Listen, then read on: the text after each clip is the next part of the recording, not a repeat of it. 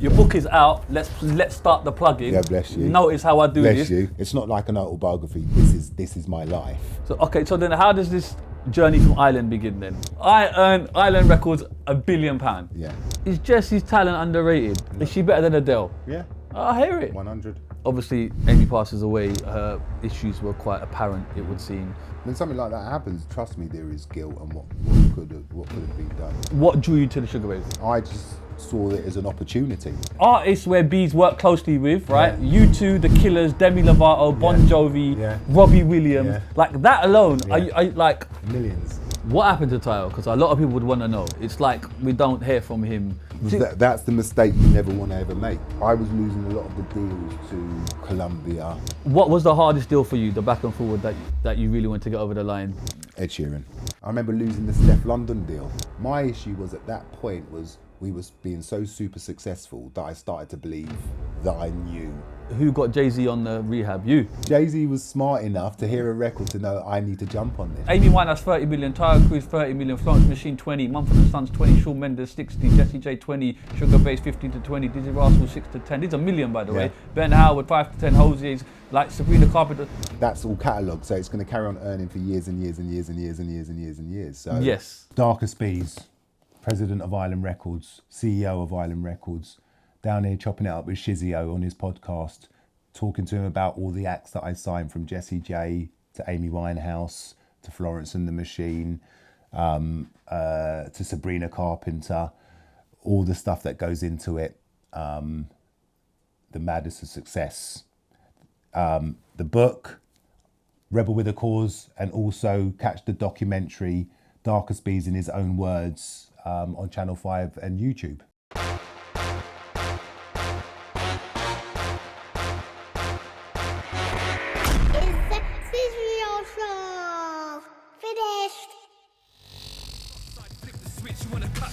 Better learn to drift. Porsches, Beamers, Skyline. Evo boy, don't test me. All these horses, someone tell me. How they gonna stop us if we got the drive? Beyond these streets, still tank reads empty. Too much power, someone tell me. How you gonna stop us if we got the drive? How you gonna stop us if we got the drive?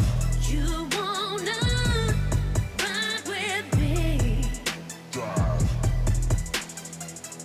You wanna ride with me? Drive.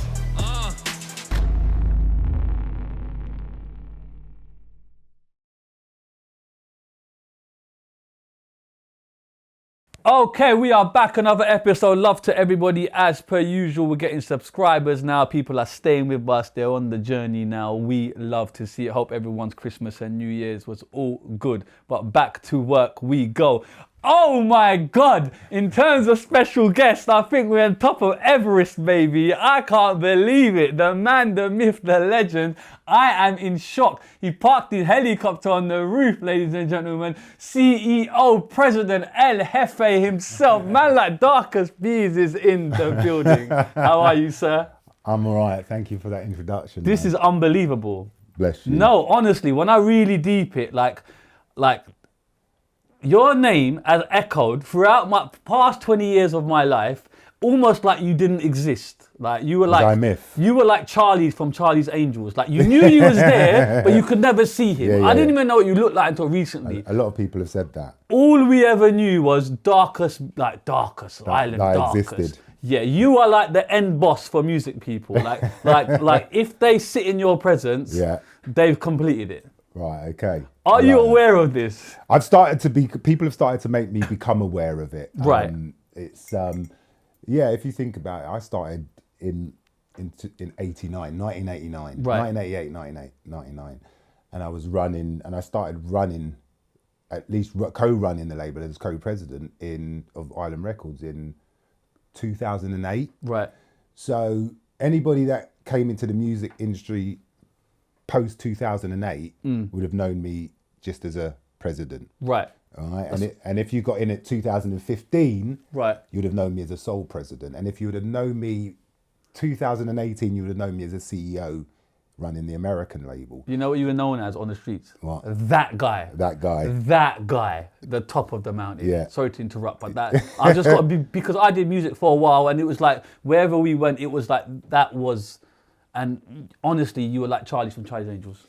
No, you couldn't see this brother. You didn't even know. I didn't even know if he was real. Yeah, no, Part of me's thinking, is this guy even exist? But the name, your name, you know what I mean? So you're Yeah, people kind of say they hear my name and then they meet me, and it's either not what it was or everything that they thought it was. So Yeah. there's no grey area. I'll give you my first 15 minutes of meeting you. Very down to, it was lovely. You seem like a normal gentleman. Yeah. Do you know, like one of them, man, them type. Like, do you get what I'm saying? Like, just cool. Yeah, again, Barring the helicopter on the roof. yeah. But, So there's you know the wealth. There's a wealth gap. No, I'm joking. no, that's cool. But you've earned it. you just don't. I don't think you take for granted. Well, some people do, but I don't think I take for granted. I've never taken for granted Right. anything after leaving school. Right. I didn't take anything for granted after leaving school. We're going to talk about that. Your book is out. Let's start the plugging. Yeah, bless you. Notice how I do Bless this. you. The book is out. Rebel with a Cause. Is this like an autobiography? It's a memoir. Okay. I was asked to do an autobiography, and I was like, why would I do an autobiography? And they was like, you've got to tell, at least please tell your story. And I said, well, Is this in the middle? Sorry to interrupt. in which way? Right. Which way? And they said, well, what about a memoir? What's So the I said, difference? A memoir is basically, it's about what's been happening and what has happened and what is gonna happen. It's not like an autobiography. This is my life. Right. That's it. It just talks to different parts of my life. It's a story or a journey of a young black boy from West London who manages to leave school with no qualifications, has to kind of navigate what it is to kind of grow up black in the 1980s, Right. 1970s, 1980s. And luckily I kind of ended up in a place where the backdrop made the story even more interesting, Right. which was the music industry. Yeah. But if you take all of that away, it is basically what it was for us to get up in the morning and try and just make our way. Make your way. Make our way. Side note, is there an audio version of this? Because you could call anyone you want and say, listen, voice this for me, please. No, that was I You was asked that they said, will you do the audio? But I was like, Yeah. no. And I said, can you get anyone else to do it? And it was like who? And I was like, Morgan Freeman. I was joking. But That's not a joke when it comes out of your mouth. yeah, I'm but like, I had to get my Morgan Freeman on, and it was the first time I had been in a studio, Right. and I had to do vocal takes reading the book. Right. So yeah, it was supposed to take a week, but I think it took 2 weeks. But you have done. Okay, that's lovely. Though. On Amazon, there is Yeah. the audio book. I can, whether it's in bed or on a flight or on your way to work, Yeah. I can soundtrack your way to work with my dulcet tones Yeah. on the audio book, or you can read the hardback. hardback. It went to paperback, actually. Okay. It went to paperback, which I was very proud of. Yeah. Difference is it's not hardback and it's yellow type. But Yeah. but yeah, it's if you would have asked me if I was going to have a book during my life, I would have said you're mad. Why?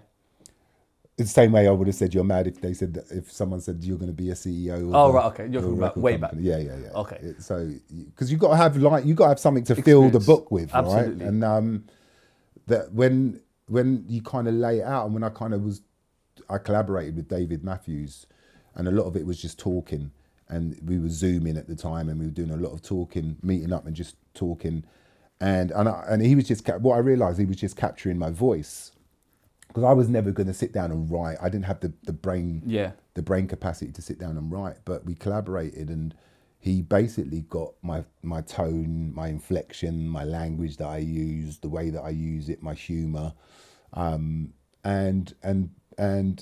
it. I didn't know where I started and he ended, or he Right. ended and I started. So the collaboration was wicked, and he was able to use words that I didn't even understand, which was difficult for when I got to the audio book, because I was reading words that I would never have used. Yeah. But yeah, no, it's been the book for me was basically a resource, Right. or a tool for whoever was me 50 years ago. I hear you. Well, not 50 years ago, 40 years ago. It's a resource. It tells the story of the landscape here in the UK, and it put me in different rooms. I was having I was in a publisher, or I was having interviews about a book rather than music, or about the artist that I'd signed, or the company that I ran. It's more about you. I was having a conversation about me, which after a while got a bit boring. Right. Because people asking you to be careful. People asking you the same questions. Right. And you have to try and find different ways of answering it. But yeah, it's basically a lot of people will be able to see themselves in that book. Because again, it is not about this dude and salacious stories in the music industry and a sizzle reel of all the good moments. It's basically be careful what you wish for. Right.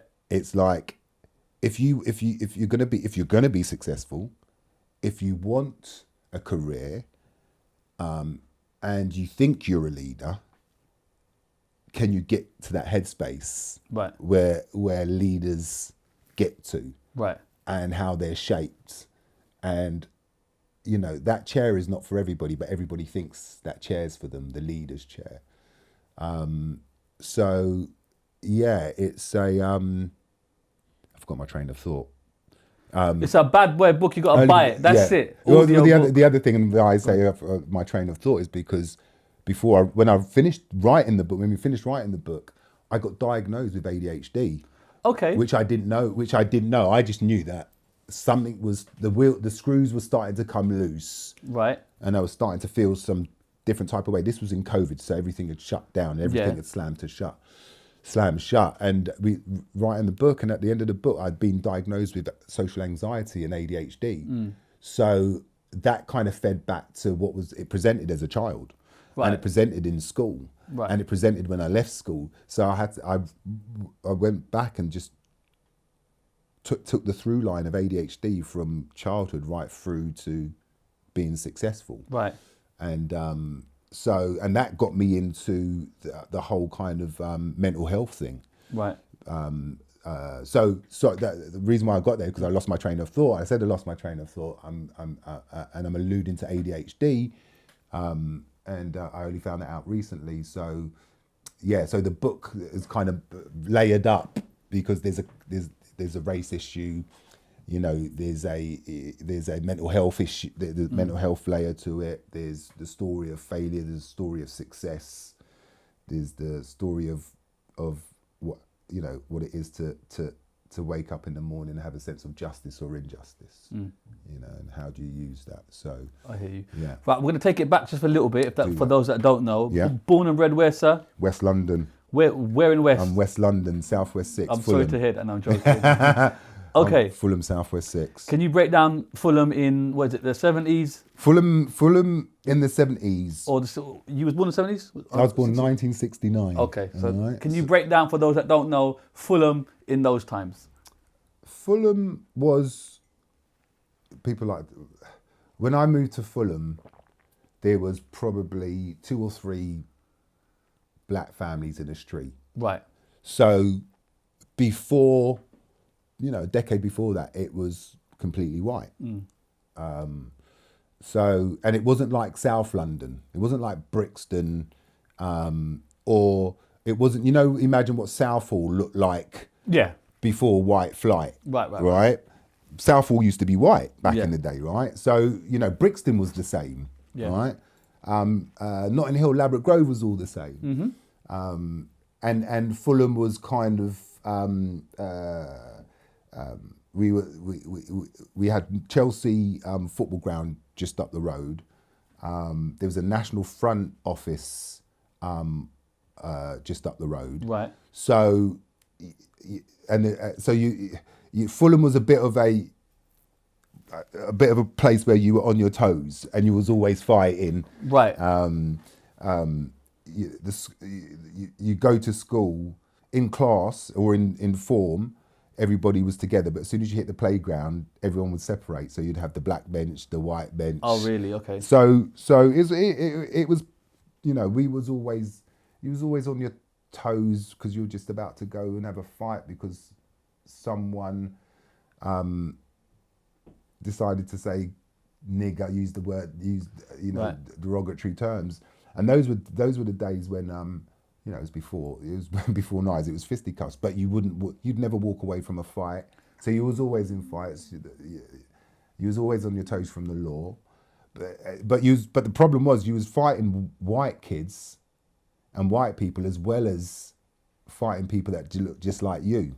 Okay. Because you've got an ends issue. If you're in the wrong ends, right, you're gonna have an issue. If we went Battersea or Southfields, right, we'd have an issue. So you've got issues everywhere you go. Yeah. And you're fighting a lot. Yeah. Yeah. And is that just second nature then? Is it just defense side? It's second fight nature. Or flight kind it's of thing? Second nature that if you're gonna go up into when Chelsea are playing versus West Ham, or you go to a nightclub that's in Surbiton, you're gonna get into it. Right. So you would it was mad. Or when you were coming home, you knew you were going to get into it because if you were on the train, that's where you were most likely to get robbed. Right. Right. So yeah, you always, it was like the Warriors. Yeah. You know, you'd go to a club in the South and you had to make it back.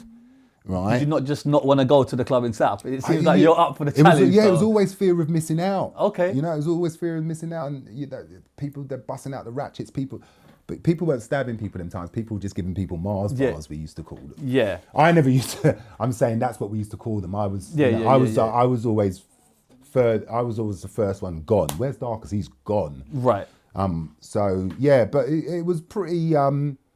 It was pretty hectic. And kind of your parents coming over here, did they have the similar type of problems with racism and stuff like that? Did they find it hard? Well, my dad was studying law. Right.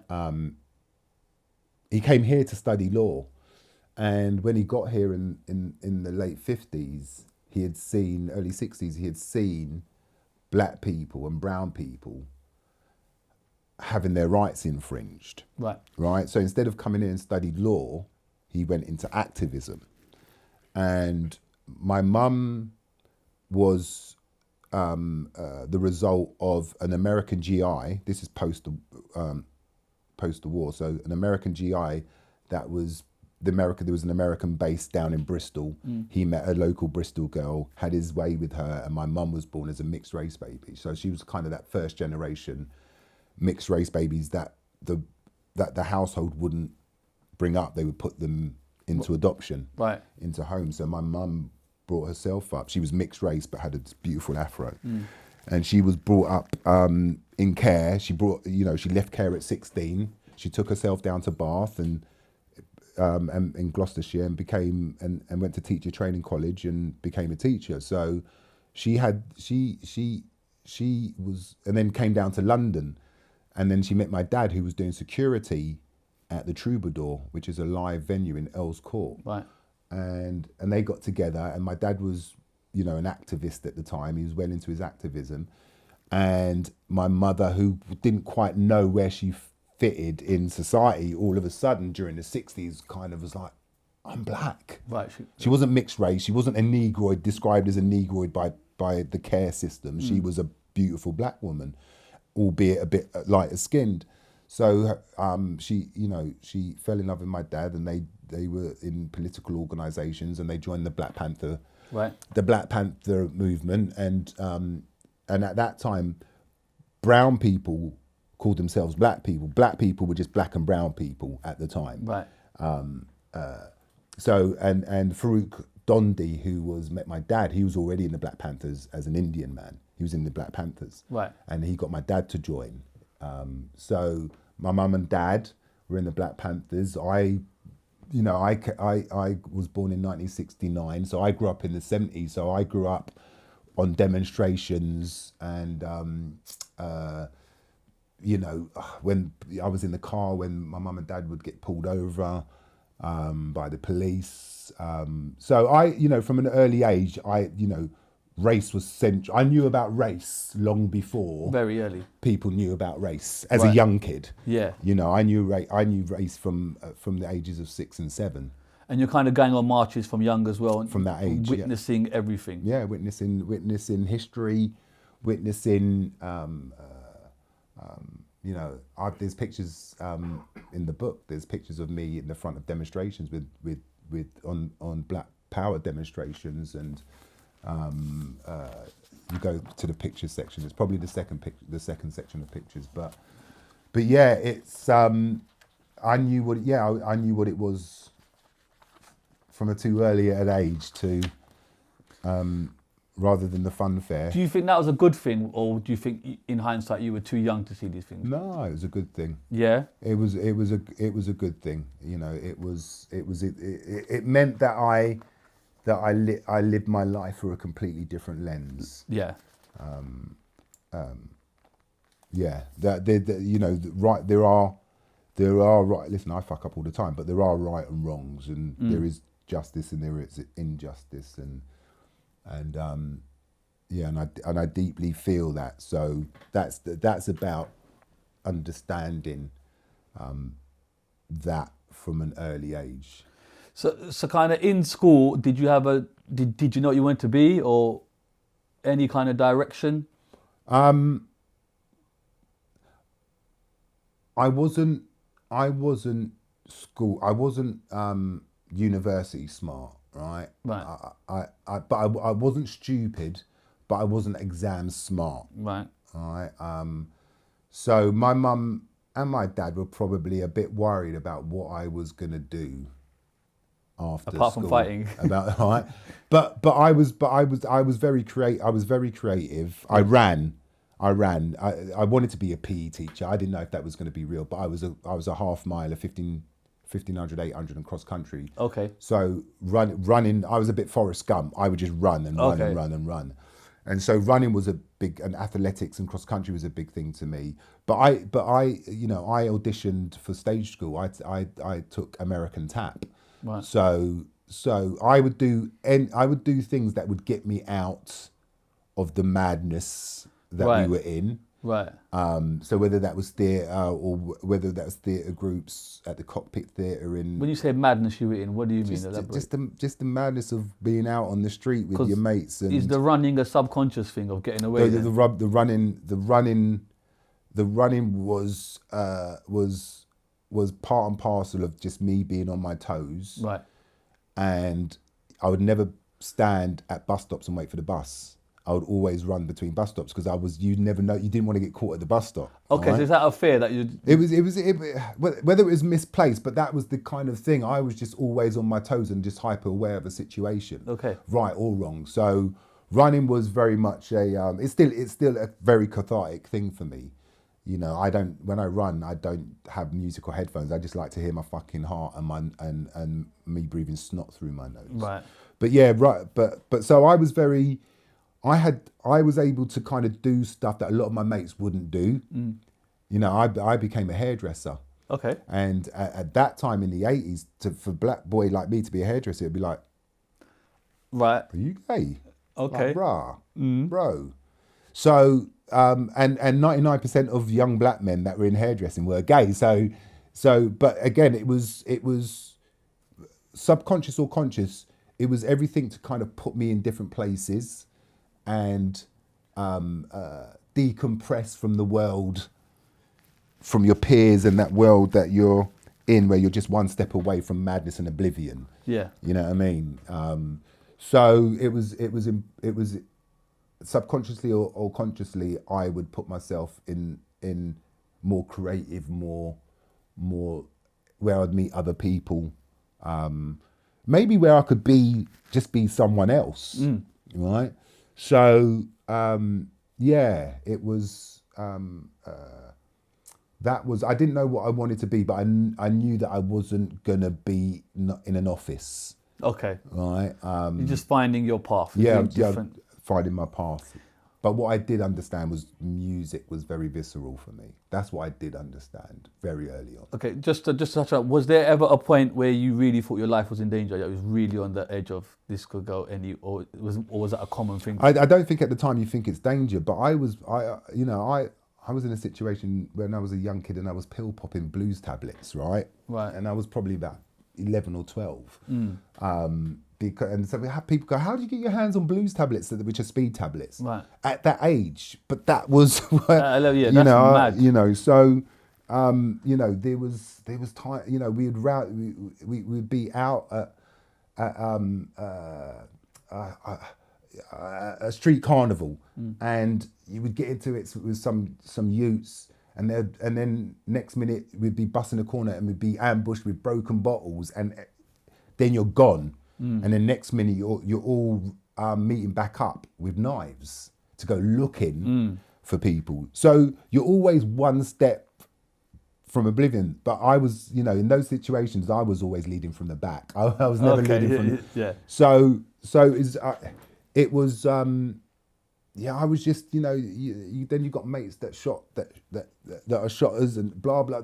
So, it's there's another picture in my book where there's me and all of my mates in the youth club, right? And we're all, 13, 14, 15, 16. And show me these pictures, man, because they're everywhere. I see pictures there with a lot of artists. That's Mary J. Yeah, but there's Mary J. Blige. You get me? Don't worry. The Weekend, Amy Winehouse. Don't worry. But this picture here. See that picture? Oh yeah. That picture. There's. I won't tell you who they all are, but there are people that have made good of their lives, and there are people that aren't here anymore, and there are people that are still where we all used to live. So there's another picture of there's a picture there of me in the demonstration, picture of me and my mum on a demonstration. If you look at that picture, that was in Brick Lane because they killed Aftab Ali, I think it was, right. And we were, and next door is Marla Sen, who's an Indian activist. But that picture's been used in other on front covers for other books. It's quite a famous picture. It's good to echo the unity between blacks and Asians as well. Because I wish people remembered that. We talk about that enough, I wish people remembered that. Because I do see online a lot of people, I don't know, community stickers, but they don't realise, like, blacks and Asians came together. Yeah. Do you get what I'm saying? Yeah. So I think I want to echo that. Yeah, I wish we could get back to that. Back in the day, everybody has the same fight. Right, struggle, right? battle. So that's what blacks, browns, and Jewish people were all kind of. So it's mad to kind of see how it is now, but I can see why, because when certain communities start to do better with their businesses, right, with then a couple of generations later, people are much more settled. They've got their businesses and. And brown people do it their way, and Jewish people do it their way, and black people do it their way. So we end up in this place where people are now less patient with each other because now everybody's got their fiefdom. So we don't need unity anymore. So everybody now you're finding the reason why we all used to hang out is that we first tolerated, and then we learned to live together, and then we learned to love each other, right? But in the beginning, it was like. But you give it time, you start to tolerate, and then you give it more time. You start to, I like the food, man. And then you start, and from where I am, Trinidad, right? The Indian population and the black population grew up together. That's why I eat roti, curry goat, and blah blah blah, right? So, but now everybody's feels like we're doing all right, Jack. So now you get less patience. Yeah. Between the communities and with each other, and then when you look at it, black is set up against brown people are set up against black people. I'm seeing things online like black people saying don't spend in Asian shops and this and that, and I'm thinking how the hell have we got to this? Go and look at documentaries and read some books about the black and brown struggle during the 70s and 80s, and that was where all the strength came from. That's where strength came from. Strength comes from in numbers, right? Okay, so in school, don't know what you're doing odd jobs here and there. What type of musical influences are kind of in your life growing up? Musical influences. I'm from Trinidad, so soca and calypso was a big thing, and obviously reggae. And my mum and dad's reggae collection, and then you start seeing bands of my generation that start to look like me and my mates, like the Specials, right? And the whole two-tone movement, which was ska music, and it was a multicultural bands of black and white kids, and then obviously electro starts to come over from America, and hip hop starts to do its starts to do its thing. So yeah, music was. I had a quite a broad palette. So Coming forward a bit. Sorry. Cameraman. I had quite. I see what you're saying by you people. Yeah, you move. get comfortable. Yeah. But I had a broad palette, and Yeah.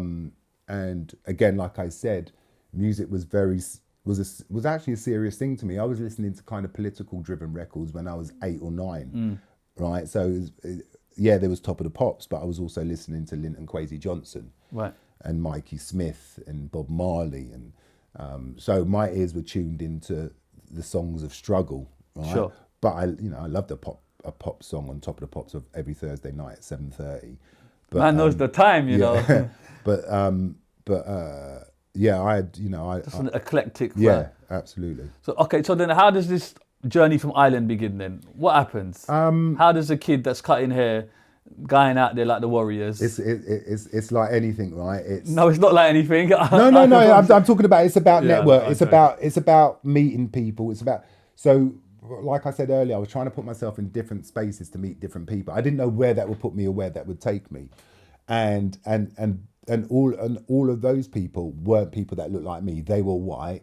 They were in a world that I had to go to it. It wouldn't come to me. Right. I had to go to their world. They weren't coming to find me where I lived. But where was that thought pattern in you? Like, I want to go to that world. You know what I'm saying? I think it was just lack of fear and a strong curiosity of what the world was like outside my peripheral, out of what I could see, and it was completely night and day. And so I was meeting people while I was hairdressing. I was meeting people in the fashion industry. I was meeting people in the music industry.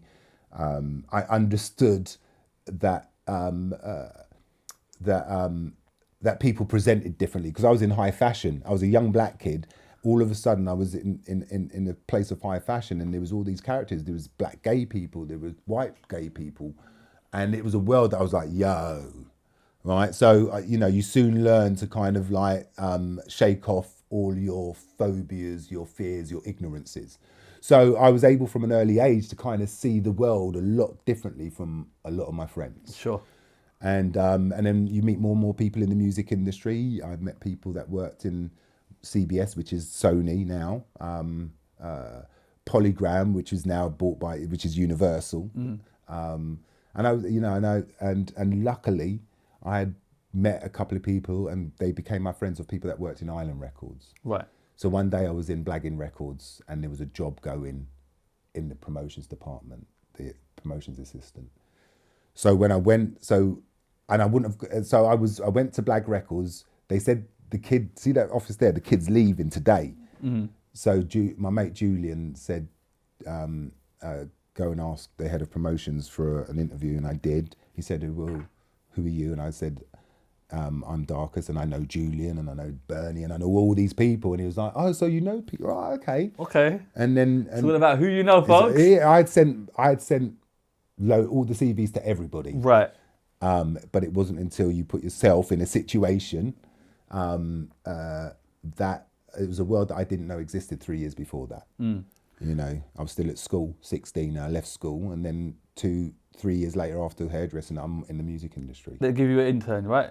There was no such thing as an intern. Right, so what did they, so you just was did? an assistant. So what are you doing? Making tea. Making tea? Making tea, picking up people's dry cleaning. That's it? Sitting in people's car. Right. If they got clamped, I'd go to the car, sit like in the car. Like a runner? Yeah, I was a runner. Okay, yeah. How is that? Because some people can't handle being a runner. Because I know being in this industry, sometimes I work in films and stuff. When I put a youngers on the job, they can't handle it. Listen. They're like, what? I was making tea all day. They think they're holding the camera day one. Do you get what I'm saying? Like, not understanding that mentality. So where did you maintain that mentality? Like, okay, I'm making tea, but you know what? One day this is going to change. There's an understanding. I think when I was being a junior, I started in hairdressing. You had to make tea and sweep hair and let people talk to you how they wanted to talk to you. Right. And you learned how to communicate. You learned what etiquette was. Yeah. You learned how to present yourself. Yeah. So I kind of got socialized, right? So that even though I was still raw, when I got to the music industry, I knew the dynamics of a room. It was yeah, it was. People ask me about what it is to be successful or how you're successful, and it goes back to even before I was in music. It goes back to, can you turn up on time? Can you do the work? Right, whatever's asked of you, and then go home and then come in and do it again, but come in earlier and do it better, right? And I when I started hairdressing, I wasn't allowed to answer the phone. I wasn't allowed to greet clients because I was just this mouthy kid from the street that had no etiquette. Sure. So my mission was, I didn't want to be a hairdresser. I wanted to know how to answer the phone, how to greet clients, blah, blah. Because if you've got all that sus, then maybe you'll get a tip, right? So I understood what it was as a black kid that was pretty ignorant to everything, that through hairdressing that kind of socialized me. I understood what it was to get in early, that now they would give me the keys to open up the shop and to turn the heating on. Building that trust. And then they trust you with banking the money, right? Taking the money, end of day earnings, taking and banking it at the bank. And I took all of that stuff really, really seriously. Yeah. So it was never about, I want to be this and I'm going to do that. It was about right in the moment, how can I just be good? Just a better step by step. Step by step, how can I be good? So when people ask an opinion about you, people won't talk shit about you. They'll only have positive things to say. And then your personality is the thing that becomes transferable. Right. Whatever room you're in. So, so I learned very early on from 16, 17 what it was to be able to communicate on an adult level. Side note, you make tea. You just said my tea is one of the best teas I've ever made. I want to put that out there on the record. You understand? Like, yeah? I'm a judge of great records and great tea. Right. I started my career making tea. There you go. And if you can start your world making tea, then there's only upside after that. It's the only upside. So at what point do the responsibilities get kind of greater from tea and stuff like that? I think it'll. You made the point earlier about how young people want it now. Yeah. Or I understood it was a process. Okay. And again, what does a career look like? What does so yeah, you just become a sponge, and you I think when you get into the music industry, you think you like everything and you think you know everything just because you listen to music and you're passionate about it. But being passionate about it and learning what it is to actually go on a journey with an artist, whether you're the A&R person, whether you're the marketing person, whether you're the promotions radio person, or whether you're the DSP person, you go on a journey with artists. And when you go on these journeys with artists, what value, and also to the people that you work with, what value can you give to them? And that, in the beginning, when you don't know much, it's just energy, passion, excitement, and you spit blood for what you're doing. And then there's a period of winging it, pretending that you think you know what you're doing, and right. everybody does it. Everybody's winging it, and that's where that imposter syndrome comes from, because we don't take the bar exam like you have to do to become a barrister. There's no certificate going, I've passed stage 1 of being an A&R person. So you're just winging it and acting like you know, and hopefully not embarrassing yourself too much, that you go around the block enough that you start to not spin the wheels anymore. The wheels start to stick. You're not spinning the wheels in the mud. The wheels start to stick, and then you start to get some traction, and then you start to go. And that's kind of just the getting it wrong, thinking that you're right and getting it wrong, thinking that you're super right and getting it super wrong. That when you do get it right, you know why you got it right. And then you're able to repeat the process. What artists are you around early doors? Like what one stick up for you? none of them you would have heard of.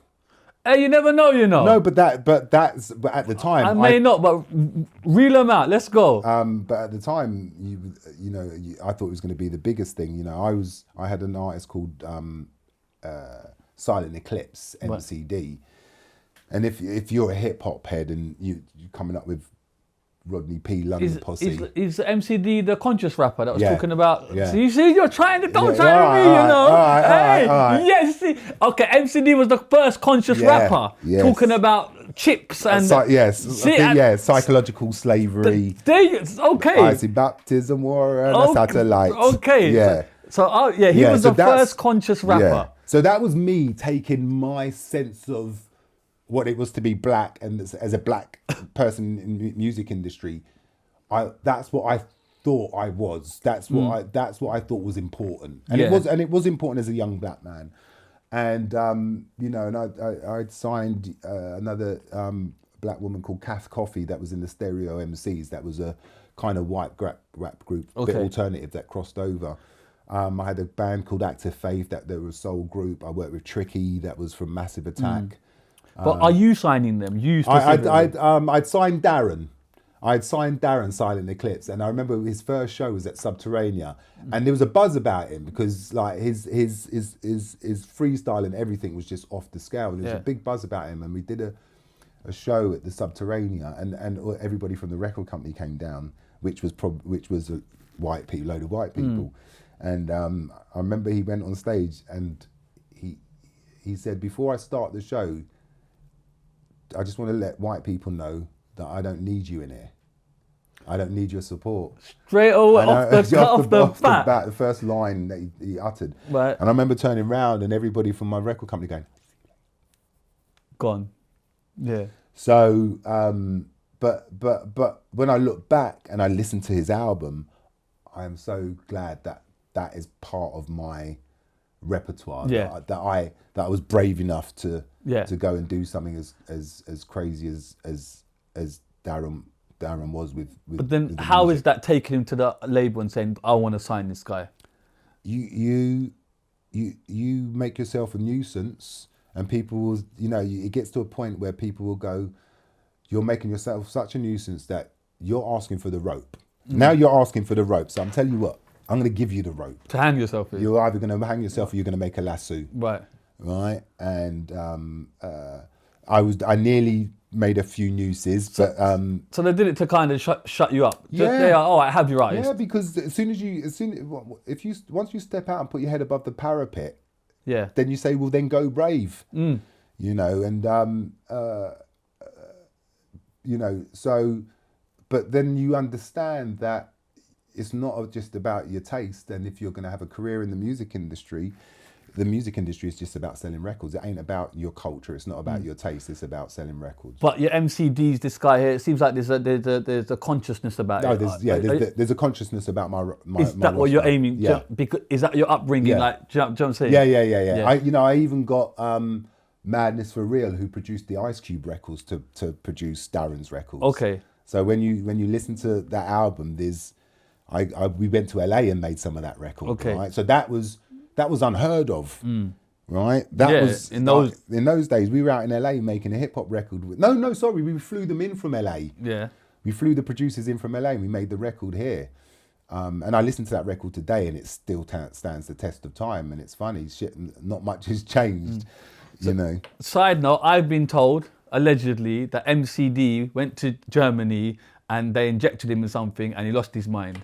Would you like to pass a comment on this? No, I think that because he was too real. The things he was talking about was too advanced for his time. I mean, he joined the Nation of Islam. Yeah. When he was signed, and his ideology kind of ramped up, and it kind of was going further than what he was actually rapping about.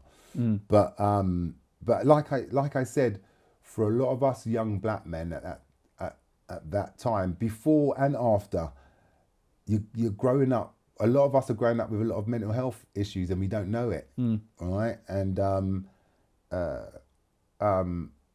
but when you look back and you look at all the behaviours, it's not because we were just bad people. It was because we were normalizing some really mad behaviors and normalizing the area and how we interacted with our area. So, you know, MCD isn't different from Wiley, is not different from Giggs, is not different from any of those guys that were young men growing up in the ends or in the States that are just having to navigate life as soon as they leave their front door and make it home alive. You know, when you're kind of signing these artists, obviously rap is such at the beginning of its journey. I don't know if people believed in it, etc. So like, you're putting your neck on the line. Like, are you aware of what you're doing, or are you just so passionate? Like, you're not even thinking about, yo, I could get the chop here. Yeah. There becomes a point where you have to realise what your job is actually about. Right. And if my job was an A&R person, and even though I worked for 4th and Broadway, which was the black dance label for Island Records, I was taught that you've got to sell records. So my roster went from the roster that I just mentioned, and it kind of evolved into Taio Cruz, Sugarbabes, Amy Winehouse. I was still doing all the other stuff. Yeah. But I realised that if I didn't understand what accountability was for my role as an A&R person, which was to sign acts that sold a lot of records, I wouldn't even get to do culture. Right. All right. So what I'd flipped it, I put culture on the back burner until I started having hit records. As soon as I started having hit records, I was able to then get a middle ground between culture, taste, and the economics. When they say hit records, is there certain numbers you've got to hit? Is it like that? Yo, I need these numbers from you. A hit record is it? A hit record. What comes with hit record are the numbers. Yeah. Right. And this is pre-streaming, by the way. So, you know, you knew that you would sell a CD. One CD equaled one sale. It wasn't 10 streams equals nothing. One sale, nothing economically. But you know, to hit records was to have a hit. It was to have number 1, top 5, top 10. That's what they want. That's what the job is. Okay. And then I was having, you know, big number 1s with Sugarbabes, and then Taio starts going around the world, but Amy's making a jazz record. You've got something on your nose there, bro. Oh shit, no man. That's it. Gone. Yeah, thank you. Yeah. But then, you know, Sugarbabes are having a lot of number 1s. Right. Sorry to interrupt. Is the Sugarbabes your first kind of? Sugarbabes is my first. My first signing, and me going right. So let me just sit on that one. Yeah. What drew you to the Sugarbabes? Again, I think because Sugarbabes they would already made a record with London Records, but got dropped. But the album that they made was fucking amazing. That song Overload from the record was just groundbreaking. Yeah. But they got dropped, which was pretty mad. Yeah. Right? And I just saw it as an opportunity. Did Overload not sell? Overload was a top 10 record, but I think that London had spent so much money trying to break the first album that no one thought that there's still legs. Did the album chart for the first one? Yeah, the first album charted. So from my point of view, if you spend so much money on something, right, surely you'd want to keep them because you've done all the graft. It's almost like you just come in from under. That's the mistake you never want to ever make. Right. And there would have been the day Sugarbabes single, the first single that we put out as Island Records with them, Freak Like Me. The day that went to number 1, there would have been people in the other record company going, smashing the walls. Yeah. Who dropped them? So you know, that it doesn't happen all the time, but it can happen. But Sugarbabes was my first number 1. When you signed and sorry to interrupt again, the Adina Howard cover. Yeah. Is it you that picks that, or how much say do you get? Like we want. Do you know what I mean? Oh, that we were. Adina Howard's coming here as well soon. Oh, she coming? Then you February. You could talk about this record because we were. When I'd signed them, management had already the second single in the pocket. They had a demo of Round Round. Yeah. But we didn't have the first single, and we were in an A&R meeting, and Ross Allen who's at A&I, he's a DJ as well. He came in with a 7-inch bootleg. It was a bootleg 7-inch of Adina Howard sampled over Gary Newman, Our Friends Electric, which is like an alternative electronic song. And he played it in the A&R meeting, and we were like, that's dope. And my boss said, it was Nick Gatfield at the time, he said, that would be great if the Sugarbabes cut it. And I was like, yeah, that's a great idea. So Ross brought it in. Nick had the idea that Sugarbabes could cut it, that they should cut it, and I'd signed the band. So that's what happens in A&R meetings. Right, you all come to a decision. Not a decision. Like people, you play, when you're in an A&R meeting, everyone's got their bands or got their records to play, and you play them, and people have opinions. You know, and it's funny because I remember during our A&R meetings, they could turn into proper serious arguments because if someone's like, that's rubbish. And then you'd be like, what do you mean it's rubbish? I think it's amazing.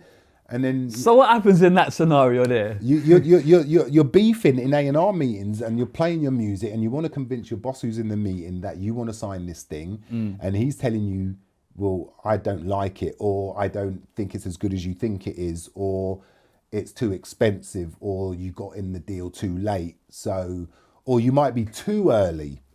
And sometimes when you're too early, you know, people always measure what success is because people are around it. But can you be brave enough to be too early, right? And not wait for the bun fight and then just pay more. But can you be too early? Can you see around the bend, right? Also, Freak Like Me is an R&B record, right? It's an R&B record. And then the rest is pop. Yeah. So what made you go, do you know what I mean? That's an R&B. Sugarbabes were not the kind of stage managed put together by some pop guy. They were two mates, Keisha and Mutti. They were already two mates that went to school together. And Siobhan was the third person. When I signed them, Siobhan left and Heidi had joined the group. Right. And by the time Heidi had joined the group, she was a lot more. She was the pop. She was the pop face inside of the group. Okay. So I kind of signed the group right at the time where it was cool as fuck. And I gave them the biggest pop records. Yeah. So they were able to be cool as fuck while having these hits, right? And that was their what do you call it? USP. That was their USP. Yeah. So yeah, I was able to understand with the Sugarbabes that what follow up hits look like. You know, each album we put out were platinum to million selling albums. Each single we put out from each album went to number one. So when that happens, obviously you are the man, you have built the trust now. Look, I told you guys, this is what I'm capable of. Does that then high authority say, right, this guy, we can give him... No, because that's what you're supposed to do. It's like... Yeah, but seeing and doing is different things, right? Oh, it's no, 100%, but you know, it's easy to get gassed, right? Okay. You know, it's like if you're Marcus Rashford, he just goes like that when he scores. He doesn't get gassed. Oh my God, I just scored a goal. But if it's your first time getting number one, are you like in the office closing the door gassed? No, you go do it again. Okay. Because there's other people around you that are just as good as you or better doing it again, and they're just getting on with it. So you do it again, and then it becomes part of the process, right? It becomes, you're supposed to put out records that are supposed to sell, that are supposed to be successful. You're not supposed to do it to lose money, not to sell records. So, you know, I learned sooner rather than later not to be gassed by any of it. Right. Just keep repeating, do it again, but do it again with another act. How many records they sell, the Sugarbabes? Oh, millions. 10, 15? I don't know. I mean, each album we put out, you know, we did over 1 million on each album. Their singles, you know, streaming and the physical are two different worlds. So, you know, they've just sold millions of records. Yeah. And then from there, what, you find Taio? Is Taio next for you? Taio's next. Taio's got an R&B. He's got this record called I Just Want to Know, blowing up. Starting to bubble on R&B radio in America. Right. British guy. British guy. How has he managed to do that over there? Because that's hard graft. Taio has never been given the flowers that he deserved. He came to see me first. I went to see him in a showcase, and he was singing a song called Your Game that he had written. And the showcase, it was just the wrong time. But that song that he wrote, he gave to Will Young. Will Young, Your Game. Okay, I know about Your Game. Yeah. I didn't know Taio wrote that. Taio wrote that with That's a big record for Will, though. Blair McKeechan, yeah. So Taio had written that record. That record won a Brit, right? So Taio was already a great songwriter. Was Taio screwing? This is my song. You No, gotta give it to someone else. That's my Brit award. No, but when we made the first album, he was so great at making this kind of R&B, but it was kind of like he was great with melody. It was a commercial poppy, yeah. And then on the first album, he wrote a song called "Come On Girl," which was a 4 on the floor kind of electro song with his R&B vocal on the top. And it was before Neo was doing the 4 on the floor. Taio was the first person. So that record was kind of like the biggest hit that we had. It wasn't I think it was a top 10. And it was just a middling hit, but it was a sign of what we could do next. And I remember my chairman coming in going, who's this group, Taio Cruz? You need to drop it. And I was like, it's not a group, it's a dude. Like, why drop it though? Because when you've got to always kind of, you've got to manage your roster. You've got to manage stuff in, you've got to manage stuff out, what is success? Have you spent too much money to get where you were? Like the Sugarbabes, London probably spent too much money for where they actually ended up. Right. So the economics was the reason that everybody seized up. But Taio wasn't really that much of an expensive deal. And I remember he had written a song, and I think it was going to be for Cheryl Cole. And it was Break Your Heart. And he was like, no, it's for Cheryl Cole. It's a bit too much of an egotistical thing. If I'm singing to a girl, I'm going to break your heart. And we finally convinced him to cut the song, and he put it out, and it just went bang, and it just went to #1 around the world. Right. And then because you're having a #1 in America, all of a sudden those rooms open up in America. Right. You're not begging anyone. You're not knocking on people's doors, and people are just going. The doors are opening. So Taio got sent Dynamite demo. Okay. And I think at the time, what's his name? Oh God, what's that rapper? Strider. No. Strider was doing stuff. No, who's the one? What, British? No, he's an American rapper, and he was doing those records like Taio was doing. What's his name? Rapper, I don't know. He's a bit like light skin. Oh God, what's his name? Chingy, I don't know. No, not Chingy. Oh, Singy song Atoya. He was like a DJ Khaled before Khaled. He was that kind of pop your bottle champagne rapper. Lil Jon, no. See, I'm almost there, bro. You get me? Lil Jon, who was doing them type of like producing type of? Oh, mate, what was his name?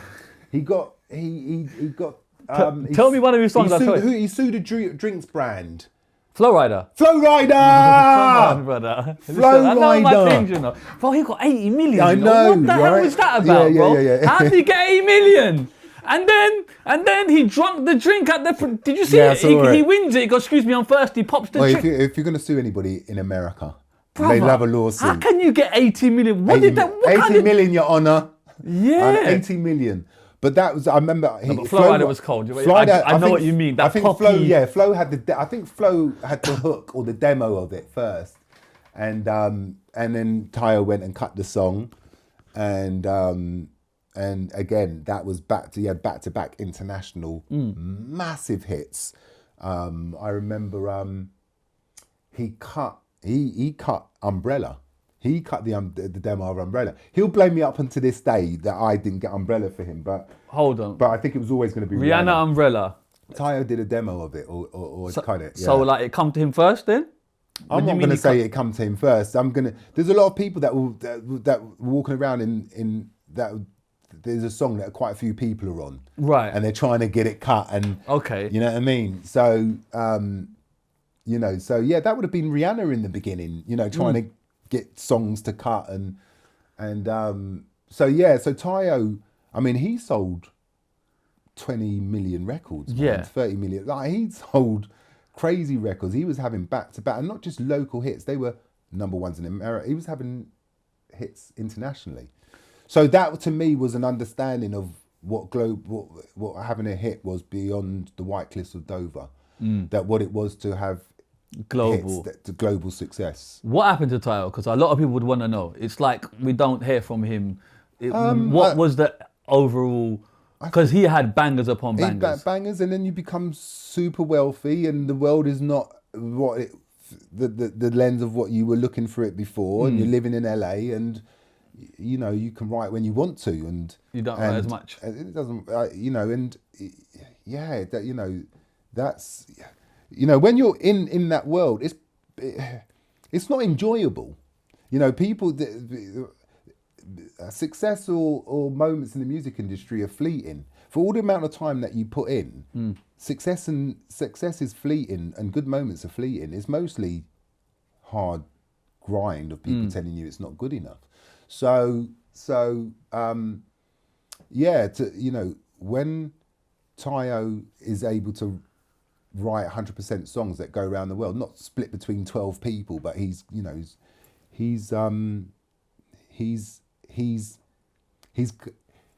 got into a business and come out of the business how he should be. He's not coming in out bitter. He's not talking about I was once famous and now Quitting whilst you're ahead is not the same as quitting, right? Or Do you know what I mean? Yeah, no, 100, on that basis. Yeah. Can I just talk about the deals? What type of deals are you giving people? I have millions of artists sitting there. Well, no, not millions, but we have numerous artists sitting there, and all deals are different. How I want to know from your perspective as the kind of label side of things. What's a good deal? How do you see a deal? What do you want to give? Because there was a lot of 360s at the time. There's this, that, and the other. I've had artists sit here say they get robbed, they do this and that, they lose their power. Talk to me. Where do you stand from your point as a business and then ethically? Well, as a business, it's and that's where you've got to manage the kind of empathy and ethics of going on a journey, and an artist putting their trust of their life and their career and music on you. Yeah. And the economics of the business. And if you understand it's a business and not too emotional about it, the business is a hard business, right? And the most successful people are the people that go with me on this, that it's not about the money. Right? Okay. Because if it's not about the money, then a lot more people will be in deals a lot longer, right? But when it becomes about the money, because the deal might be competitive, so you're trying to up the deal because you don't want to lose it.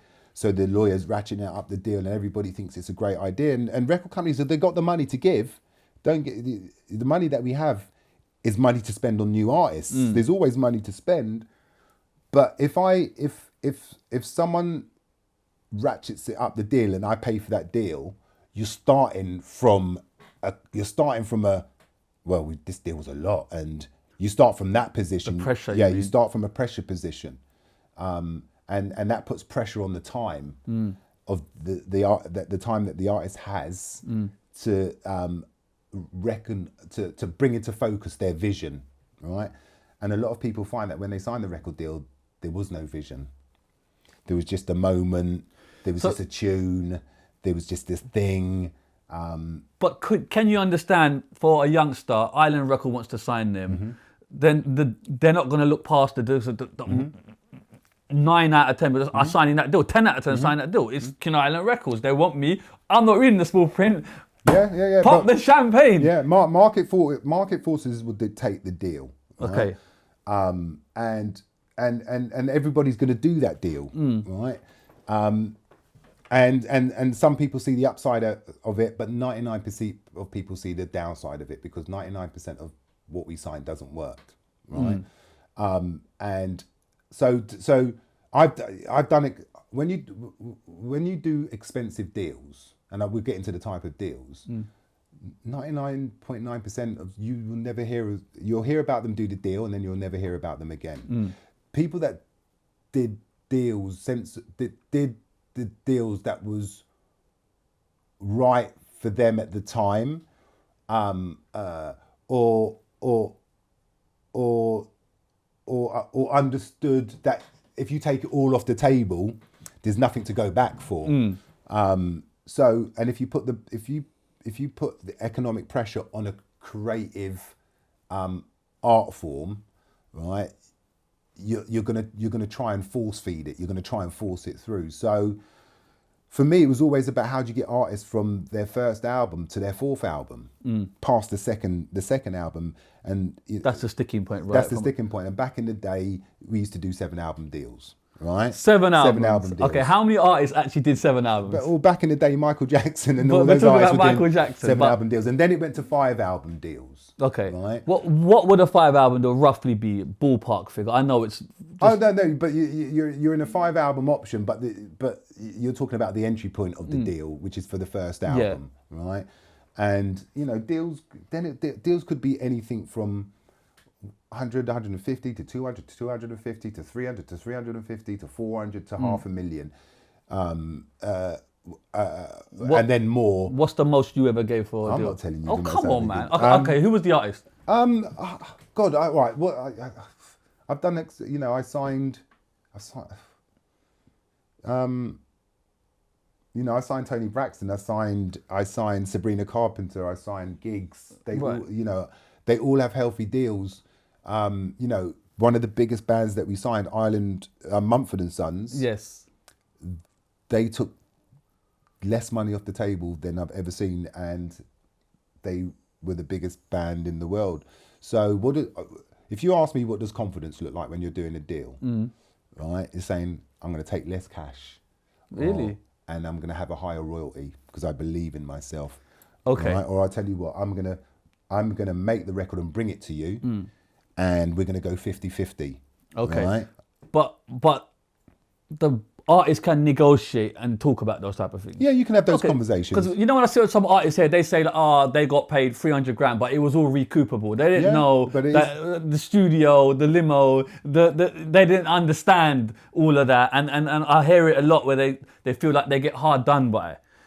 Is it the responsibility of you or the artist to know these things? The lawyer and the manager. The lawyer. And the artist. But when you sign someone, don't you feel a sense of responsibility? They're joining the team. Perhaps we should explain. I don't know. No, because when you're in a deal, you've got the lawyer, you've got our lawyer, the record company lawyer, and you've got the artist lawyer and the manager, and they're sitting there going, the artist and the artist lawyer's going, well, we want this for the artist. And the lawyer comes back to me and they go, they want this, and then we try and work out what that is, and you're trying not to give stupid money, because stupid money just economically paralyzes the whole process. So you're just trying to do a deal, because it's not like you don't want to give people money. It's not like you want to do the worst deal, but when you're sitting there going, I know what I want you to be here in album 4, and to do that, you've got to have so much confidence and belief in yourself that you're not going to take money because you're not going to take loads of money because you think you're never going to get back to the table. So people that do those deals where they go, yeah, and in this community, everybody knows what deals you'll hear. People will tell you what deals they did. Oh yeah, I hear it all which the is time. Crazy, right? Bono is not talking to Chris Martin. They're not telling each other what deals they did and how much they got. But so you live in this world where people just think that if you get more money, that's the reason why they're going to spend money on. But can you understand that mindset? It probably come from nothing. It's the opportunity. There's money on the table. I need to get what I can.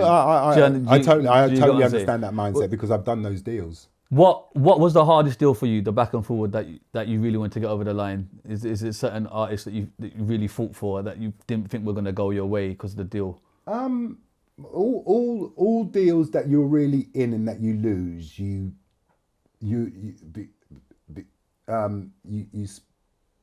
because once you're in a deal, you get so locked in that if you don't win it, the time and energy and emotional energy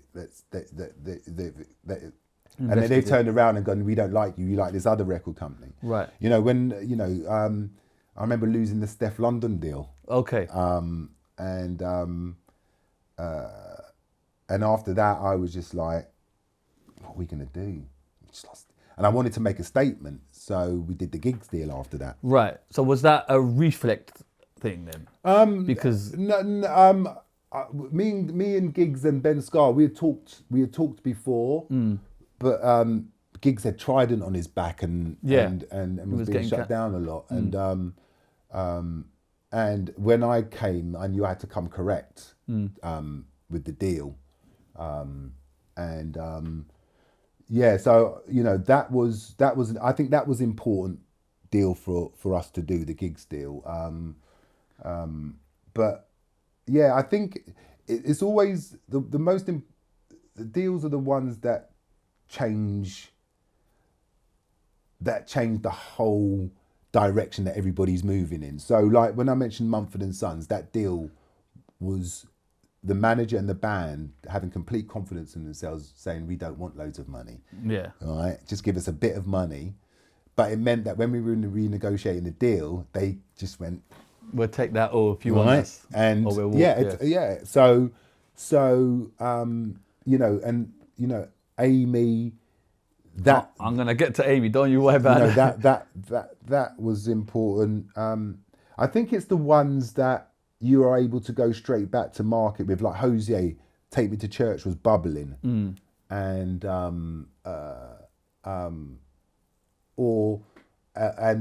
George the Poet. I'm coming to George. I had a poster on my wall of George the Poet, and Hozier said, you signed a poet? And I said, yeah. And he said, do poets sell records? And I went, no. He said, why did you sell George the Poet? And I said, because some people, why did you sign George the Poet? And I said, because some people have stories to tell. Yes. And you just need to back them to tell their stories. Yes. And he said, is that it? And I said, yeah.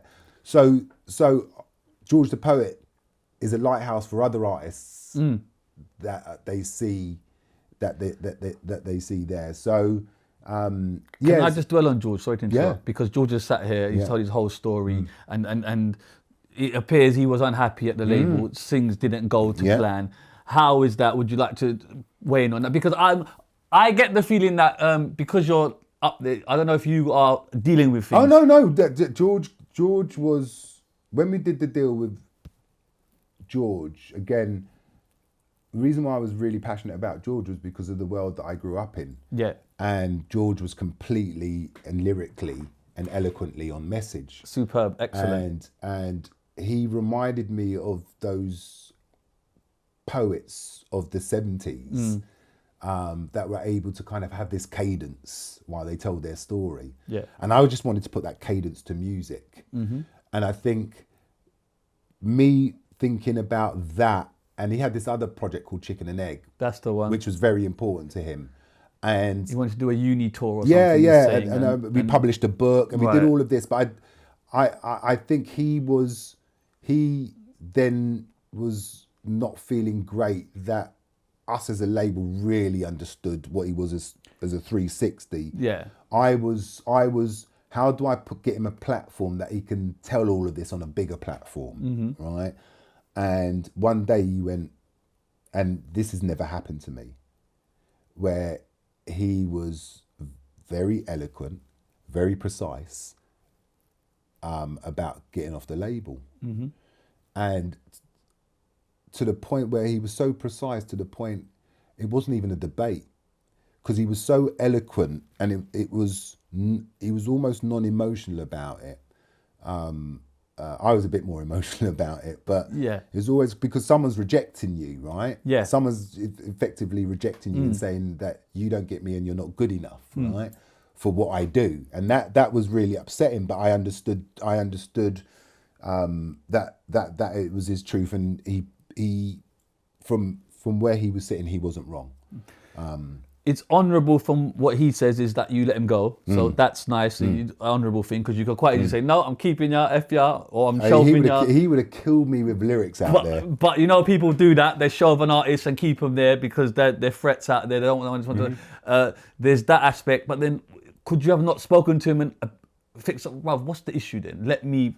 The issue. Do you know what I'm saying? There's always communication, and sometimes by the time it arrives on your desk or at your door, it's too late. Someone's already gone. It's already too far. Right.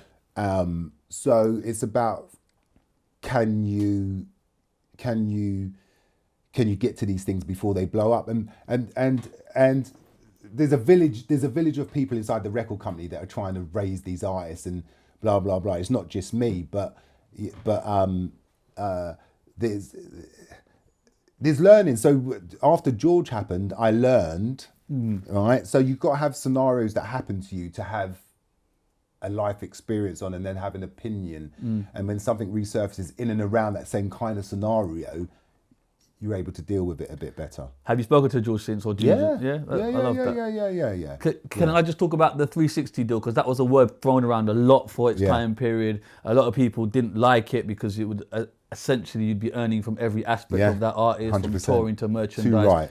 Man 100%. Okay. Yes. Okay. Why? Because people have got to understand the direction of travel at the time. There was a time when we just sold records. Yeah. And everybody was happy. Live agent, promoter, merch. There wasn't even sync at the time, right? Yeah. There was, but it wasn't the sync department. It wasn't a business. But I remember a couple of things started to happen. There was Napster piracy. Yeah. And that basically killed. That was killing the sales. That was killing the artists. It was killing sales, and it was killing new artists. Right, less artists were breaking. Right, and the business was about new artists. You know, new artists were 90% of the business, 80% of the business. Catalog was 20% of the business. Today it's flipped. Right, new artist is 20% and catalogue is 80% or 90%. But back then it was all about new artists. And you used to have double-digit breaks every year in the marketplace. What does that mean, sorry? So there were double-digit, so there was artists in double digits, number of artists breaking into the marketplace, silver, gold, silver, bronze, silver, gold, right? Bronze 60, silver, gold, platinum. Silver, gold, platinum. Bronze, man. You got me twisted. I don't know, brother. I'm just putting it out there. I'm not I've never had a bronze I'm not the record. president out here, bro. No. So it was silver, gold, platinum. Platinum, that's it. All right. So silver was 60,000, gold was 100, and platinum was 300,000 sales. Yeah. So if you would have a run of artists each year that labels were breaking to the marketplace, then piracy and Napster hit, and it went down into single digits. Catalog hadn't picked up the slack. Physical was starting to go because it was getting eaten by Apple, right? So digital sales, right? And then Apple untethered the single from the album. So now you didn't have to buy the album to have the single. Yeah. Right? Because a lot of what we did in the music business was that we had pop albums with 3 singles and the rest was fillers, but you know what I mean, yeah. I was going to say shit, but fillers. I mean. So they completely destroyed that market. So less artists were breaking, and our revenues were going down. So it was like, if we are investing in artists to go to market, I think we're going to have to start start sharing in their business that's being generated because of the record. Yeah. So artists would make albums that they could then go off on tour.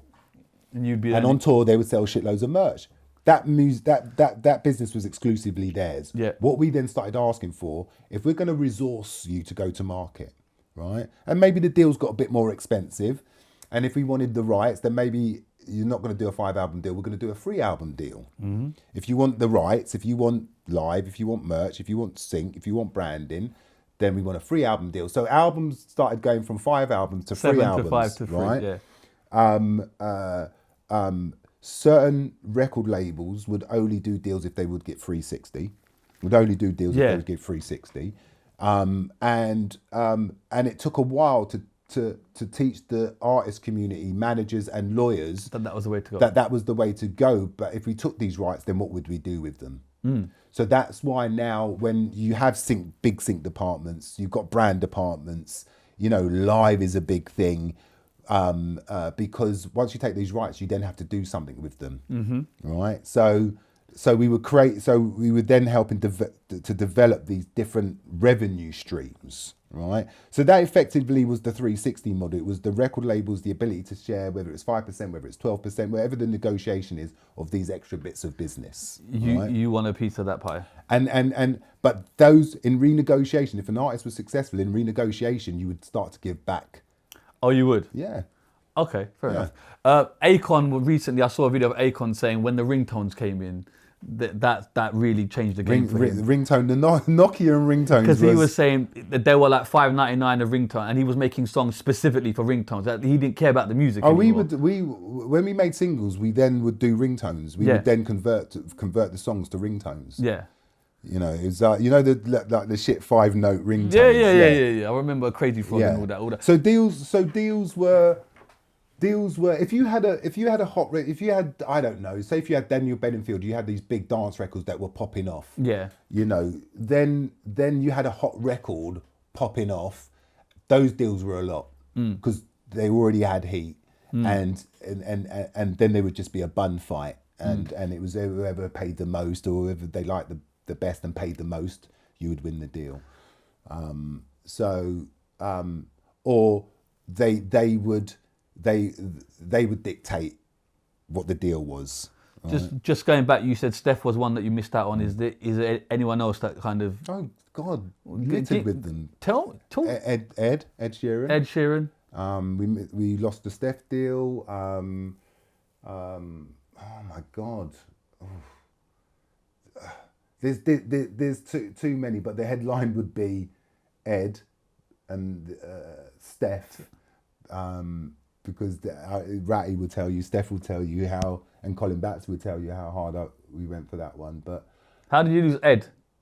Ed was, I didn't get it.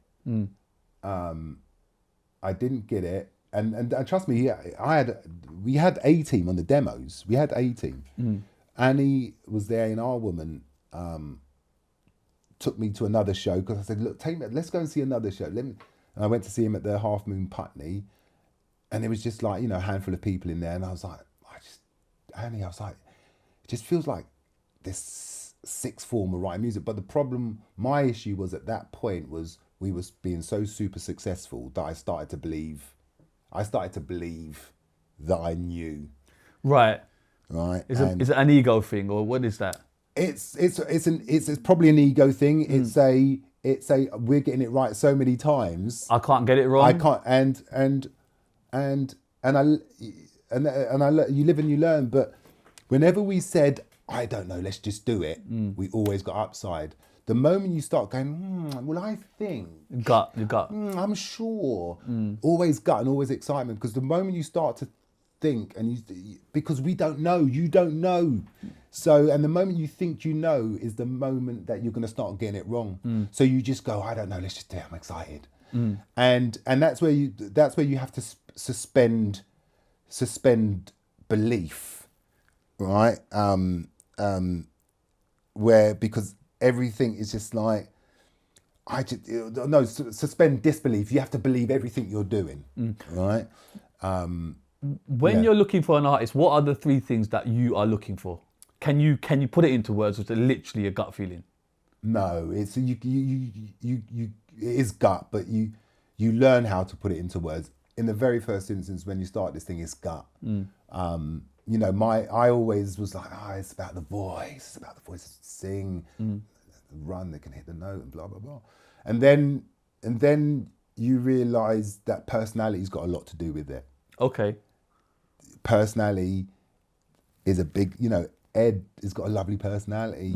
You know, Amy, Adele, these people have great personalities. I'm not talking about, you know, Taylor Swift and that, but most people you just want to be in and around and hang with and be like, and then And something then, about them. Yeah, something. So, and then ultimately, do they really have an idea and a vision for themselves? Because ultimately, you are resourcing an artist. You're resourcing them. You're not teaching them. You're not telling them anything. You're resourcing them for them to realize their vision. And the ones that make it. Do you not develop these artists? Because there was a period where you would develop an artist, and I'm seeing less and less of that now. Now it's much more conveyor belt, right? Development of an artist always happens in stages, you know. And it was, can you be sitting with each other in 5 years or in 10 years time, still in a deal? And that's not for everybody, right? Most people have a one-hit wonder. Most people have success on their first album and you never see them again. It's hard to get to second album and be career. There's not many people do it. How much does looks play a factor? Looks used to pay a factor back in the days of, you know, you had to look like a pop star. But I think Ed blew that apart. Yeah. I mean, I remember when Ed turned up, he had big frosty glasses and ginger hair. He wasn't handsome, but the world loved him. So I think he kind of broke the mold. He broke the mold of. He redefined it. Yeah. Fair enough. I want to get on to Amy. I have to. Yeah. Are you present at this time when you signed Amy, or is that after? No, I'm an A&R manager. You're an A&R, so you're up there. You're getting up there. I'm just an A&R manager. Well, or maybe a senior A&R manager. Well, look, it sounds good. We're going to add the senior in there. Okay, talked about Amy. What took you to Amy? What was the? You know what I mean? Amy was two things. One, I'd signed a lot of black artists, and at that time, black artists, you know, apart from black magazines, other publications wouldn't put black people on the front cover of their magazines because they would sell less. So that was perception of where black music and black artists were. So, you know, I was like, I need to change the look of my roster. And I didn't know what it was at the time. And I remember a manager was playing me his producer's show reel, and he played this song, and the voice, and because of my mum's record collection and my mum and dad's record collection, because I understood what voices sounded like a Billie Holiday or a Dina Washington or Anita Baker, whatever, that when I heard Amy's voice, I was able to kind of tie a line back to Ella Fitzgerald or Billie Holiday in terms of it sounds like a throwback voice, and she was just doing jazz. So I had no idea about what she could be, but I knew that she had something special, and it was rooted in jazz, so it was pure. And she loved hip hop, and I was a hip hop head. And she had mixed jazz with hip hop, so it was an easy way in. And you know, when you talk about what the star quality looked like, she had it in spades, right? And she never thought she was the best looking nor the most fashionable. When she walked in the room, you were like, who's that girl?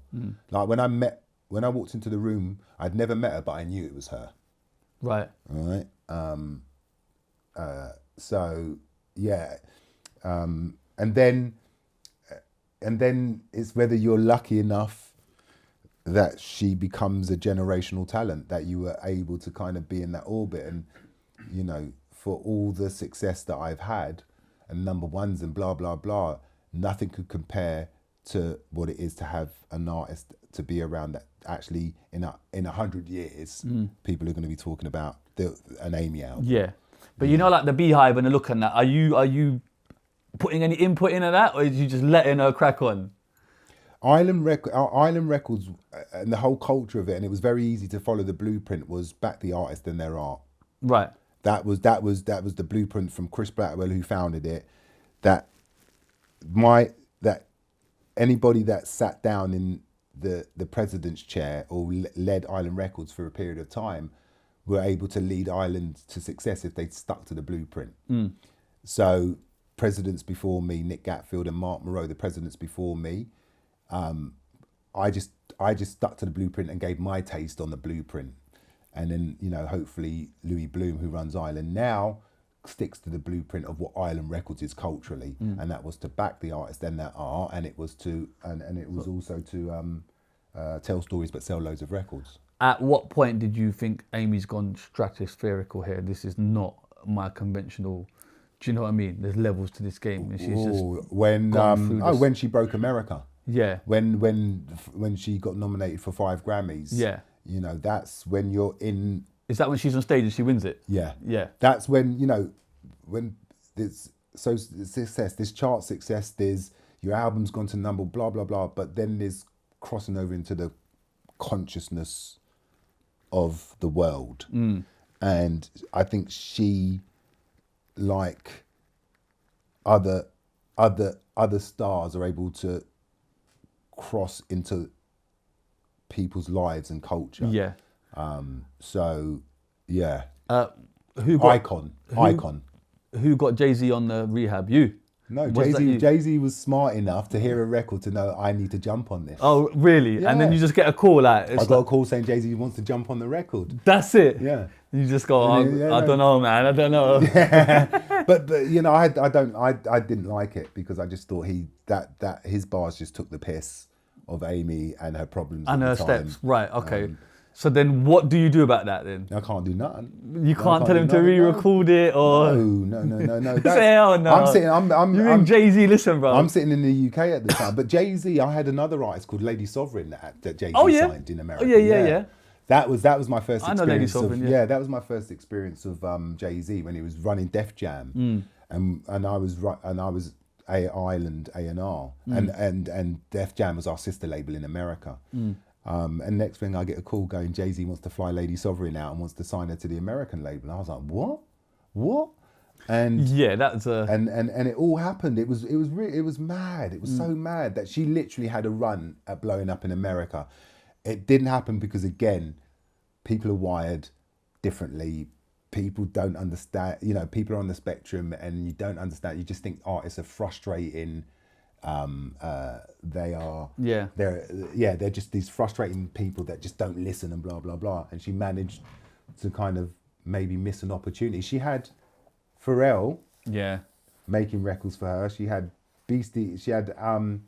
Ad Rock from the Beastie Boys. Crazy. And I remember and Dr. Luke making records for her. I remember that. There's a picture of you here with Amy. That's at the Brits. At the Brits. Is that party time celebration? Yeah, that's at the Brits. We're celebrating this. You got this. Look at this. And this was when she went to America to work with Mark Ronson. Yeah. And I went to the New York. I went to the studio to hear what they had done. Was that Valerie? No, it wasn't Valerie. Okay. It was Rehab. The first record they played me was Rehab. But there's a picture of the CD in there, which is the CD from the studio, which has got Rehab, Wake Up Alone, Back to Black, the original. Where's that CD? You got it? I've still got it somewhere. But Sugarbabes. She's got on it. She writes Darcus is a bad boy, and then a little love heart. Yeah. But I remember being in the studio and Mark Ronson played Rehab, and I was like, you didn't just sing about what actually happened. And I went, rewind that again, and he rewound it, and I was just like, damn. And I wasn't quite sure I was listening to what I was listening to. Played Back to Black, played You Know I'm No Good, and I was sitting there going, and we went downstairs to the bar underneath the studio, and Amy said to me, so what do you reckon? Does it sound like I'm trying it? And I was like, it sounds like you just nailed it. But I didn't know. I remember I got back to London and I was playing people in the office the record going, what do you reckon? And people going, it's amazing. But you put your records out and you let the people speak. And I remember there was a period of time that I got feedback early doors that people at radio weren't going to play it because they thought it was pastiche. Right. And there was a real fear that radio were going to turn their nose up at Rehab and the records that we were coming with and the Back to Black album. But luckily a couple of DJs on Radio 1 broke rank and they played the record and it just went nuts. So and I remember waking up one day, Sugarbabes' single was About You Now was number 1, and Amy Back to Black album was number 1 on the album chart. And that's when you kind of go. That's when your bosses go, you are the man. Well, funny, Order the Lamborghini. Well, after the Grammys, because the Grammys were filmed in London, because she wasn't allowed into America, they filmed her performance in London. That's right. I remember the next day, she'd run 5 Grammys, and I remember the next day or that week I was in the office, and I was walking up the stairs, and Lucian, my boss, was walking up in front of me, and I went, "Yo, Lucian," and he turned around, he went, "What?" I was like, "Amy." He went, "What?" I went, 5 Grammys. He went, "Yeah, do it again," and he carried on walking. Wow. So that was the kind of understanding of what was demanded or asked of you, or what, you know. Don't be gassed. Do you ever think how much money I've made this label? How much you make them? Hundreds of millions? Yeah, easily. Yeah, I mean, you just got to think of the. We ran the. You know, Sugarbabes. I started having hits in 2001, 2002, and we then just went on a madness up until 2018. Your bonuses must be good. That's, you know, that You've is. got to keep the fifth. It's cool. I see the helicopter. What's your favourite Amy songs? Top 3 for you. Love Is a Losing Game. Yeah. Wake Up Alone. Yeah. Fuck Me Pumps, and Our Day Will Come, which was the last record I made when she passed away. We took some of the demos, and Our Day Will Come was the single from that record. Are there any vocals still about? There's got to be. Do you not ever think? No. What? There's no Amy vocals. Look at you, lad. Look at the smile on your face. There's literally the Lioness album that we made, Salam Remy, yeah. Salam Remy. He had everything. He had everything, and we went through all of it. And what you hear is on the Lioness record. There were some other songs that are now out there because they ever got leaked. There's a song called Procrastination and Detachment that's out there.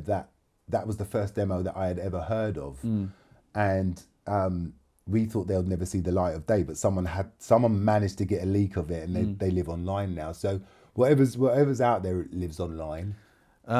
Obviously, Amy passes away. Her issues were quite apparent, it would seem. When were you aware, and do you look back at it like, could I have done any? I don't know. I've got to ask the question. I'm sorry to ask. You know what I mean? You when something like that happens, there's trust me, there is guilt and what could have been done, but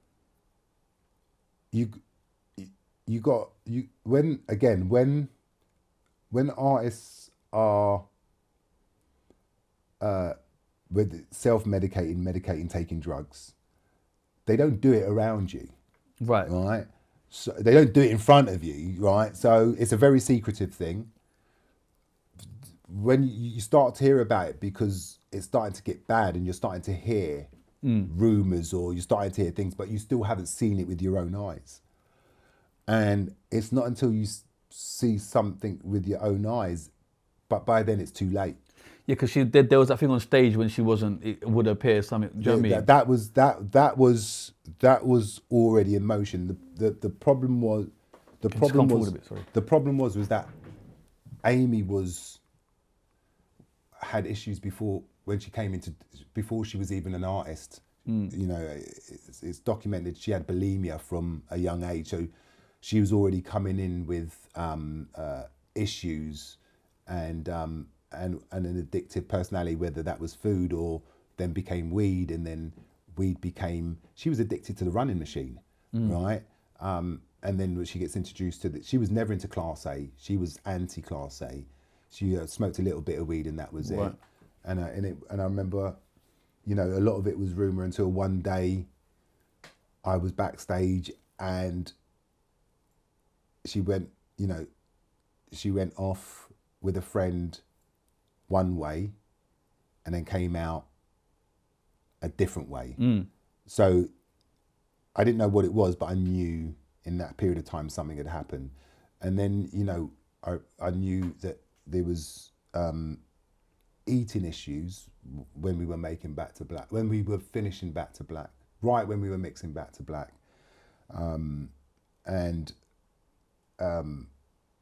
Yeah, so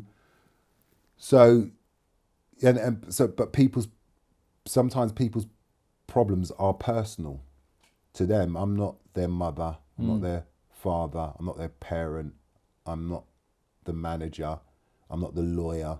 I'm a record company that I'm around when an artist is putting out a record. When they're not putting out a record, I don't know what an artist is doing. Right. I only see them when they're putting out a record. So, but now it's everybody's duty of care. It's everybody's duty of care to ask the question, like it's your responsibility. Right. That if it is, you know, artists now are always putting out music, they're always on. And artists are wired, as I keep saying, they're wired differently. You know, they're able to go into deep, dark places. That's why they write what they do and they do what they do. They're able to go to dark places. They can go into, you know, everything, you know, whether it's depression, whether it's addiction. This is why people can write what they write, and this is why they commit to the art. And so now knowing that, I've had an artist pass away. Now I have zero tolerance. I had zero tolerance after Amy, and I will ask the question about mental health, right? Because I suffered mental health. So once it can't be a stigma for people not to be able to talk about it, because the music industry is toxic, it's judgmental, and 99% of people won't be successful. So then you've got to deal with the fallout of those people that are successful. Yes. And then you've got to deal out with the people that are super successful, that realise that as soon as they got all their success, they're still not happy. But, you know, I've worked with super successful people, and you'd think that everybody's high-fiving, but people arrive in this place and they kind of go, is that it? Fame is not what it is, the money's not what it is, you know. The money is not what you think is going to make you feel. And then people go, it's the cliche, but you've got loads of money so you can feel like that. I think a lot of people would want less money and more happiness. There is a sense of people are sat here that have a lot of money. The journey seems to be what it was, the journey. But the thing, what you have to give up to be successful is a lot. It's a lot. And are you prepared to do that? And that's why in terms of the book, be careful what you wish for, because because a lot of it's not sustainable. Can I just touch on, so when do you get the presidential role? When is it like, yo? 2008, me and Ted are co-running the place, and then 2015 is when I'm running it by myself. Right. And then I've got to kind of, oh shit, I'm running this by myself. And how is that running it by yourself? It's, again, it's you just got to have the unbridled belief that you've learned enough, and you're good enough, and that your team of people are amazing as well, that you can go on and still carry on create and do good things. And then, you know, we were having success, but not the success that me and Ted were having. But I was getting to a point at that point, because I was been, you know, 25 years or something, and I was starting to kind of go, I'm starting to burn out. I've been a president for quite a long time. I don't want someone tapping me on the shoulder and fire me and not see it coming. So I was starting to think about what was next, and I don't know what happened, but I must have manifested the US role, because they offered me they might have seen that I was starting to get itchy feet, or I wasn't happy. Let me just put a pin in that. Do you sign Jessie J before that or after that? Jessie J, this way. Jessie J is an artist. Was before that. Okay. I met her and wasn't quite sure about, because she'd come out of theatre school. But what I realised was that was what gave these artists. Amy was theatre, right? Adele, I think, studied theatre. That it gave them the understanding of what it was to perform. But luckily, she went and did a deal with our sister label in America, and I was able to put the record out in the UK. But what had happened was she fell out with her A&R person in America, and she was living here in the UK, and we got on like a house on fire. So I basically took the A&R reins, and we made the first album. So yeah, Jessie J on Do It Like a Dude and Price Tag and Laser Light and that madness. And again, she went on and had huge international success. Is Jessie's talent underrated? Because from where I am, I think she's one of the best female vocalists in a generation. She's our Celine Dion. If I'm telling you, bro, like she takes the piss when she's like, it's minor, like the way, but it's not. That's Celine Dion. Like, I think we underrate this girl, you know.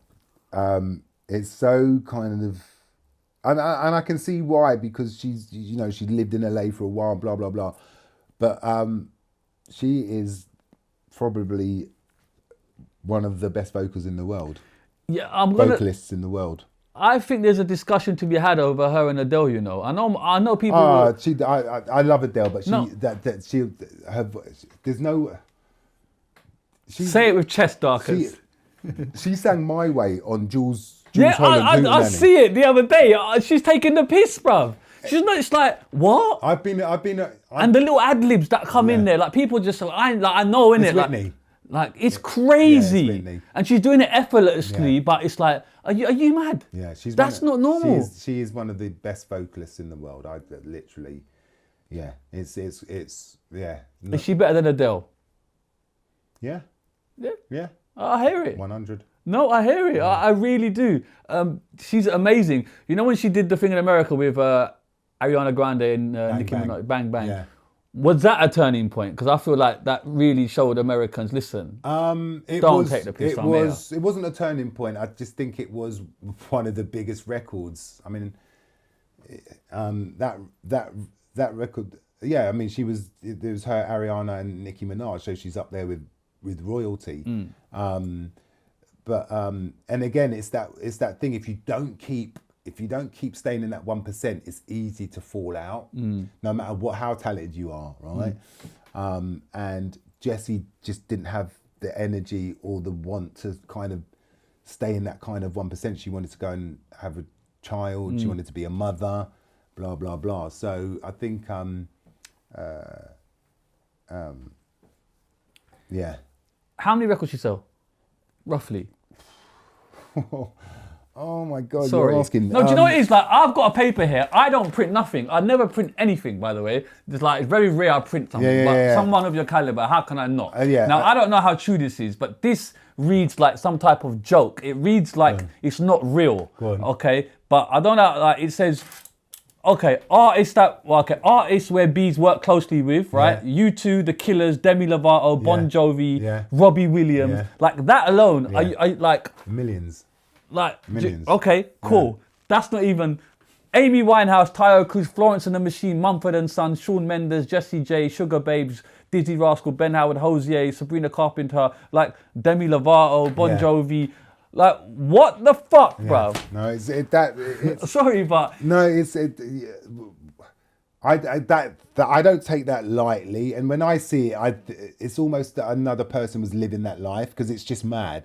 When you talk about all these people that I worked with, it's a movie. It's a movie, each one is a movie. I could spend a separate podcast with each one. I'm trying my best to go through this, and I'm thinking, shit, you should talk about Dizzee. But it's like Sabrina Carpenter. It's like this thing's not going to stop. No, it's. Do you get what I'm saying? It's crazy. It's like I I look at stuff and I wake up and I remember stuff and I kind of go, Oh yeah, it's out of body. It's an out of body experience. Someone else is living that life because that's just a book or a movie that's happened to someone else. Yeah, and the sales it says here, I don't know, but Amy Winehouse 30 million, Taio Cruz 30 million, Florence Machine 20, Mumford Sons 20, Shawn Mendes 60, Jessie J 20, Sugarbabes 50 to 20, Dizzee Rascal 6 to 10. These are million, by the way. Ben Howard 5 to 10, Hozier's like Sabrina Carpenter.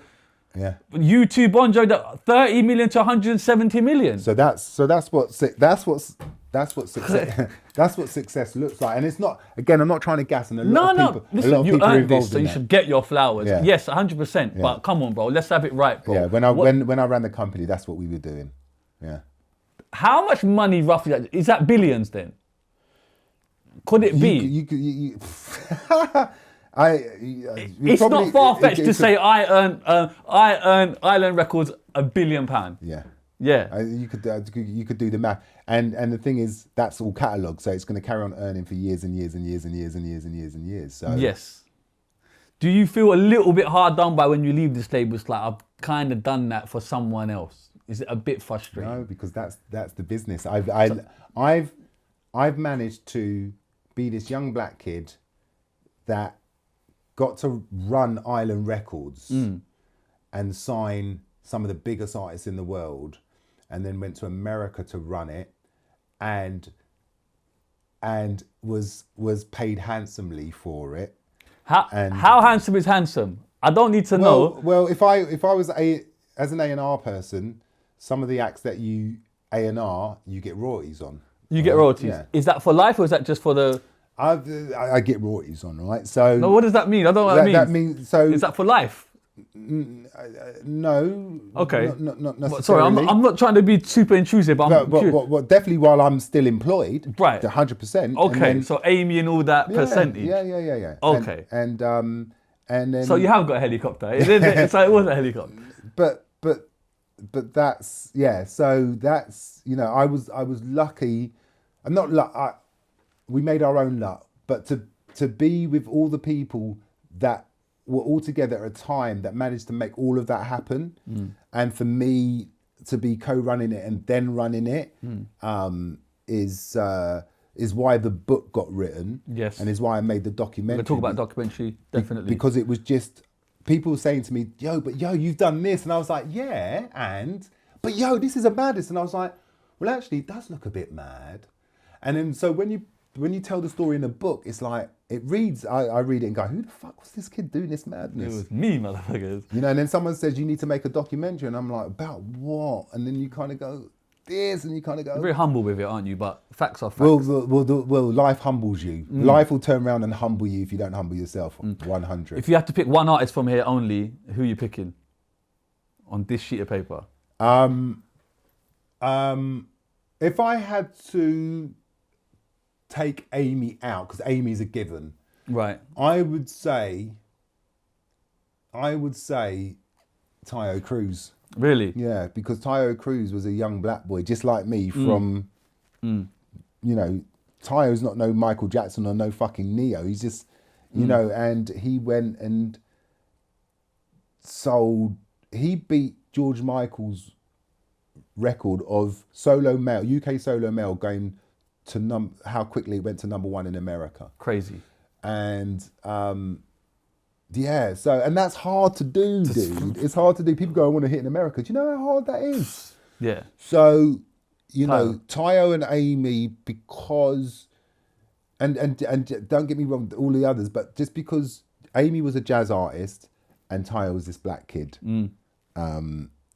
just doing their thing, and they both managed to have huge success when people were like, nah.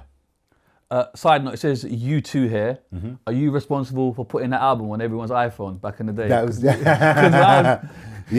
that you, bro? Because I got a bone to pick with you. No, that I came after. Because people were not happy with that, bro. I had great marketing, but people were vexed. It was on the phone. You couldn't get it off. No, it was. At the time, it must have been. That's amazing. Someone must have gone at the time. What an amazing idea! But then in practice, you just forced your album on everybody in the world, dude. If you can get everybody to wake up in the morning and kind of go, in the world. Yeah. I've got U2.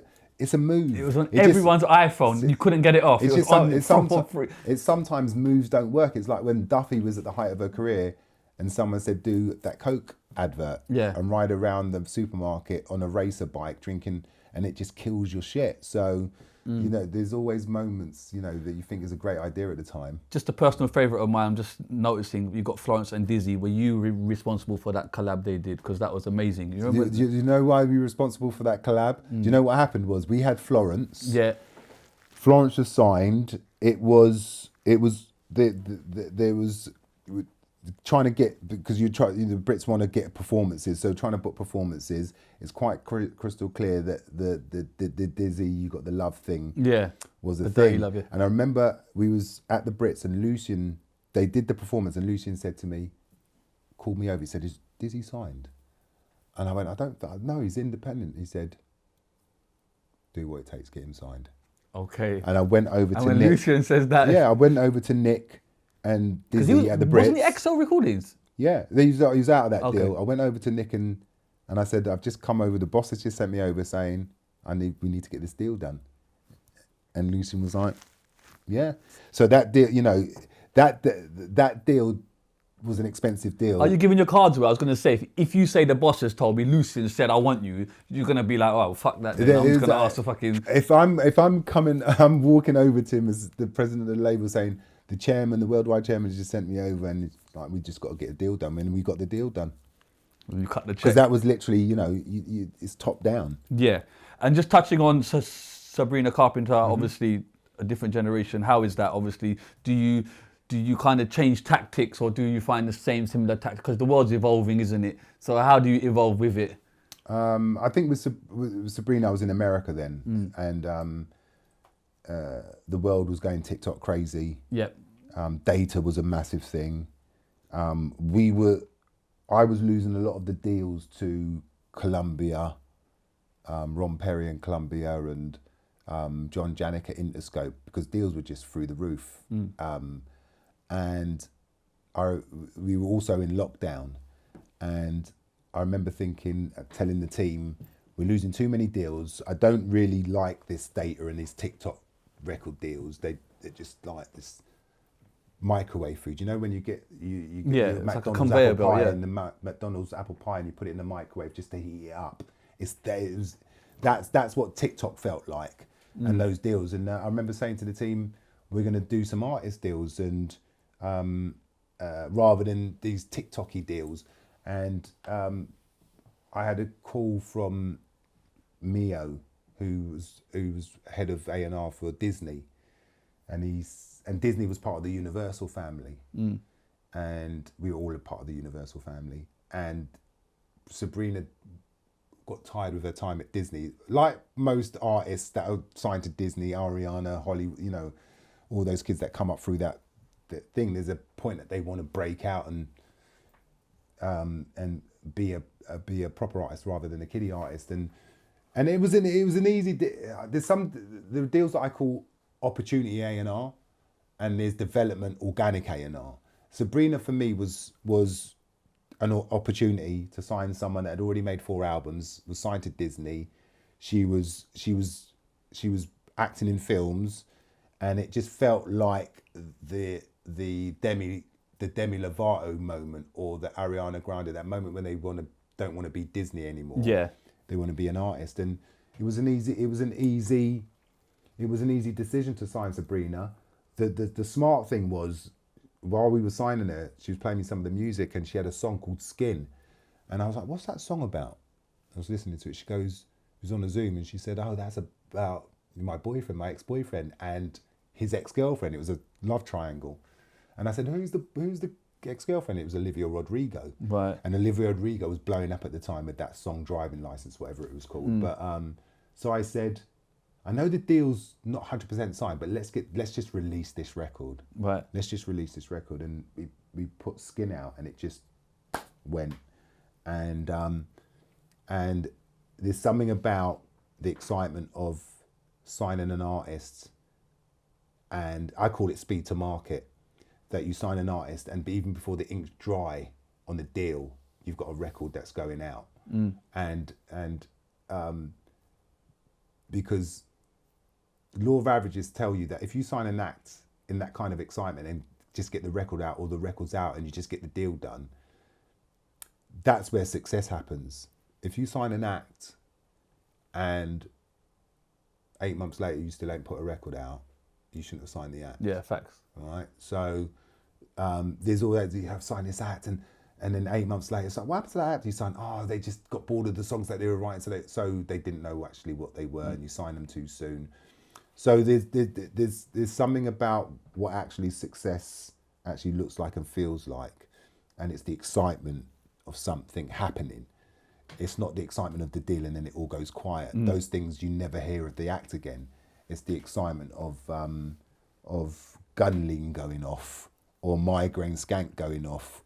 It's those moments where you I said migraine skank, you know. Yeah. Come on, big up Gracious K. You know, because I remember just as the wheels were pulling up, as I was taking off to go and live in New York in 2018, gun lean was going off. And while I was in America, like literally I landed in America and UK black music was just popping off here, 2018. And then obviously into COVID 2019, everyone was eating and crazy, blah, blah, blah, blah, blah. But we're now post-COVID, and what does the world look like? We're now a few years post-COVID, and what does the world look like?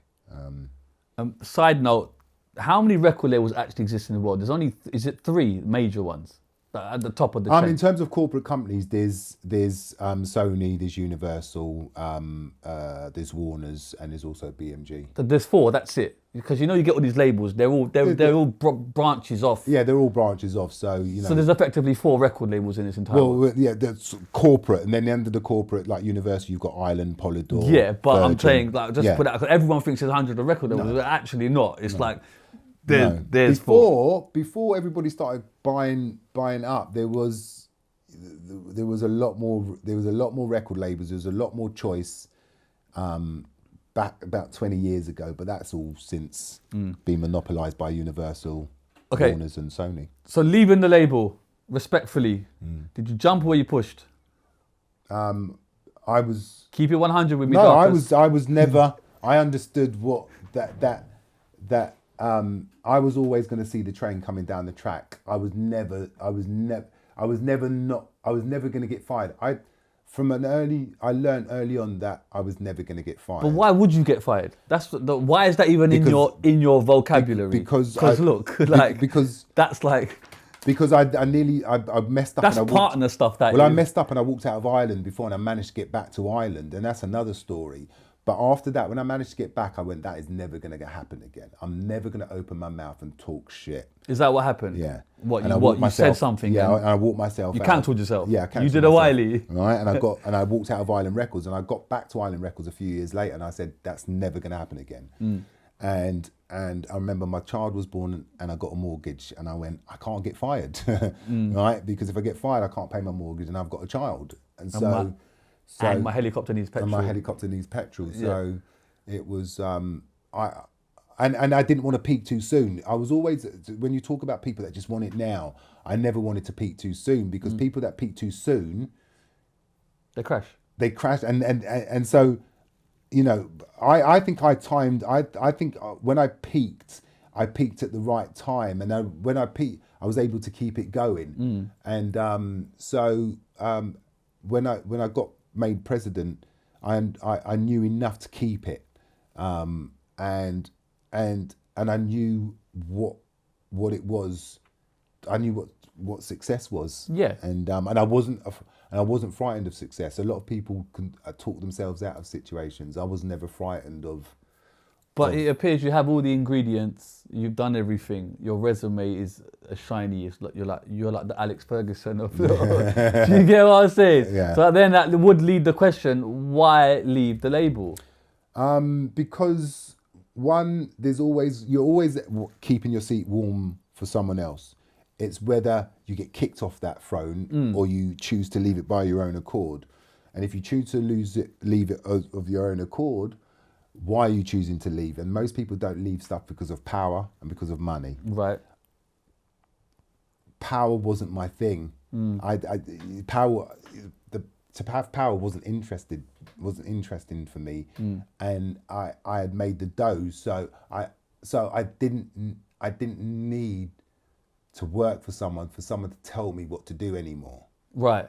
All right. Yeah, I hear that. And if I had made all this money for all of these people, can I make it for myself and for a new company that I start? Okay, so that would have been my next question. If Yeah. you can do this for someone else, sure you do it for yourself. So that's where. So was that your train of thought then? That was my total train of thought. One.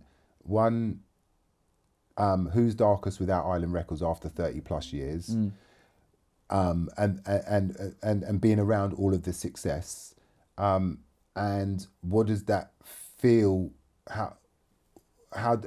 What does that feel like in terms of now you're not paid to get out of bed, all right? Now you don't have this responsibility, so why are you getting up still?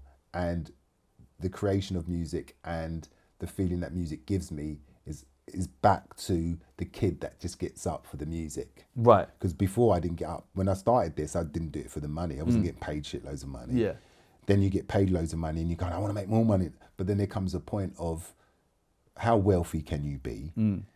How many helicopters can you have? Health versus happiness. Sure. And what does not being asked to jump and then you ask how high.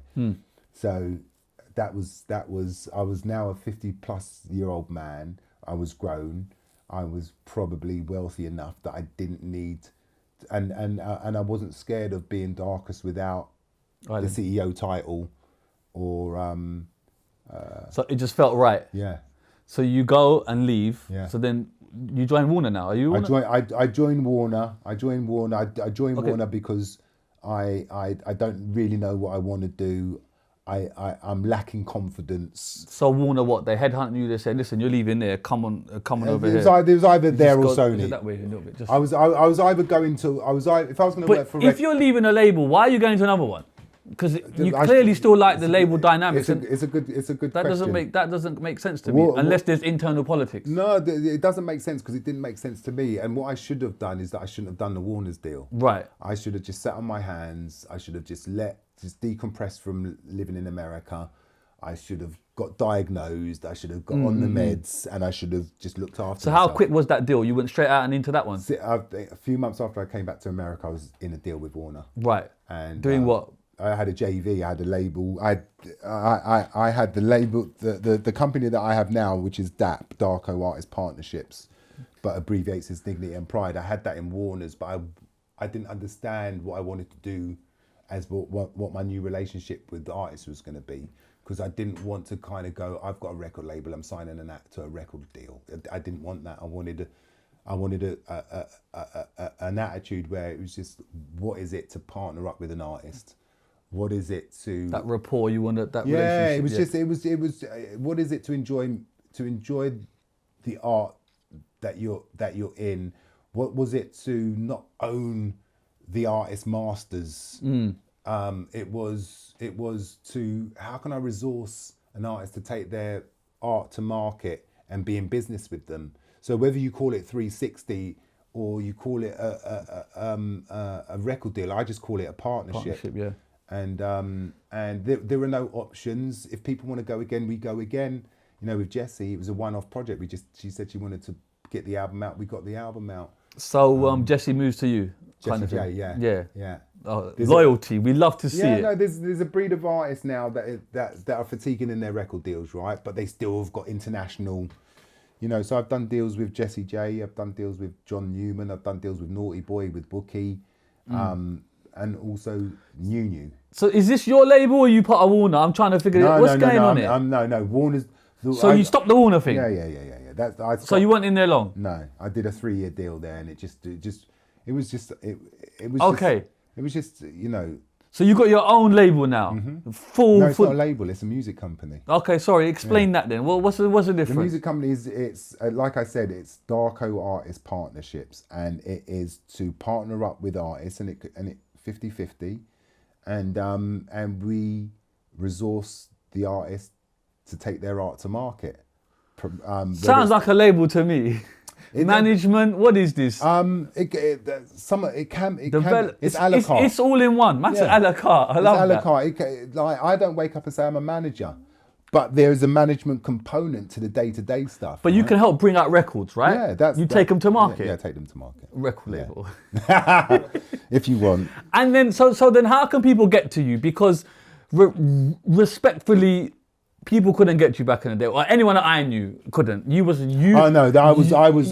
You was a pipe dream. Yeah. You was like the boogeyman. You didn't see this guy. No, what I'm saying. Yeah. Now, how does it work? Do people? How does it? Email, send it. What is it? You got youngsters out there, people out there that wanna. Yeah, just just call me. People message me all the time, and it's easy. It's easy. Instagram. I'm out there.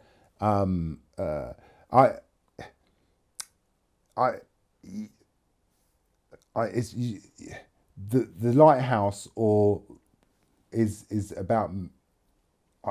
You want people to arrive because of the record you're putting out. It's nothing to do with me. No, I'm sorry, but I disagree. No. Because your reputation will precede you. I get it. Regardless. I get it. But you've done too much.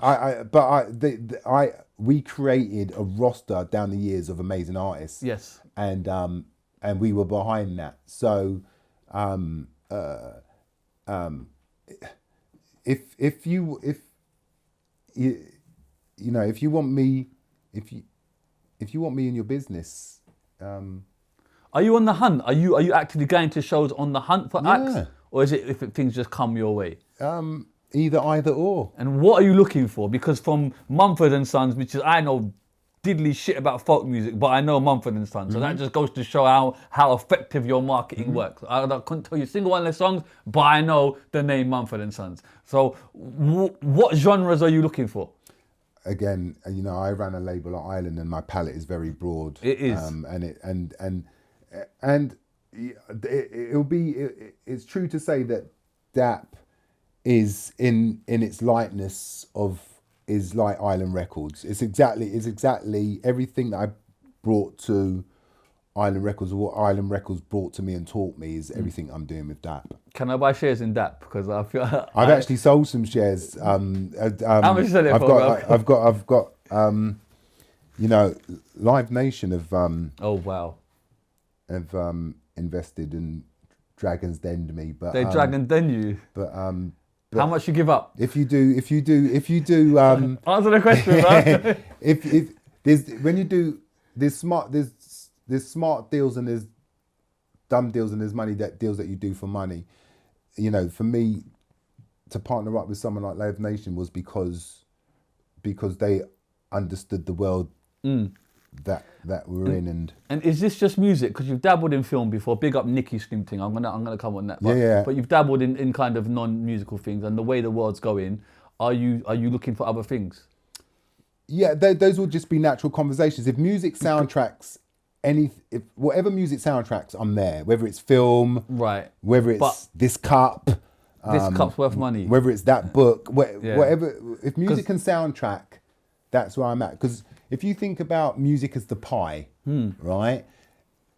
Music used to have the attention pie. Music had a big slice of their pie, attention pie, and it was gaming. Yeah. And it was TV. Yeah. And then that pie started to get cut up into different sections because the proliferation of TV, cable, satellite.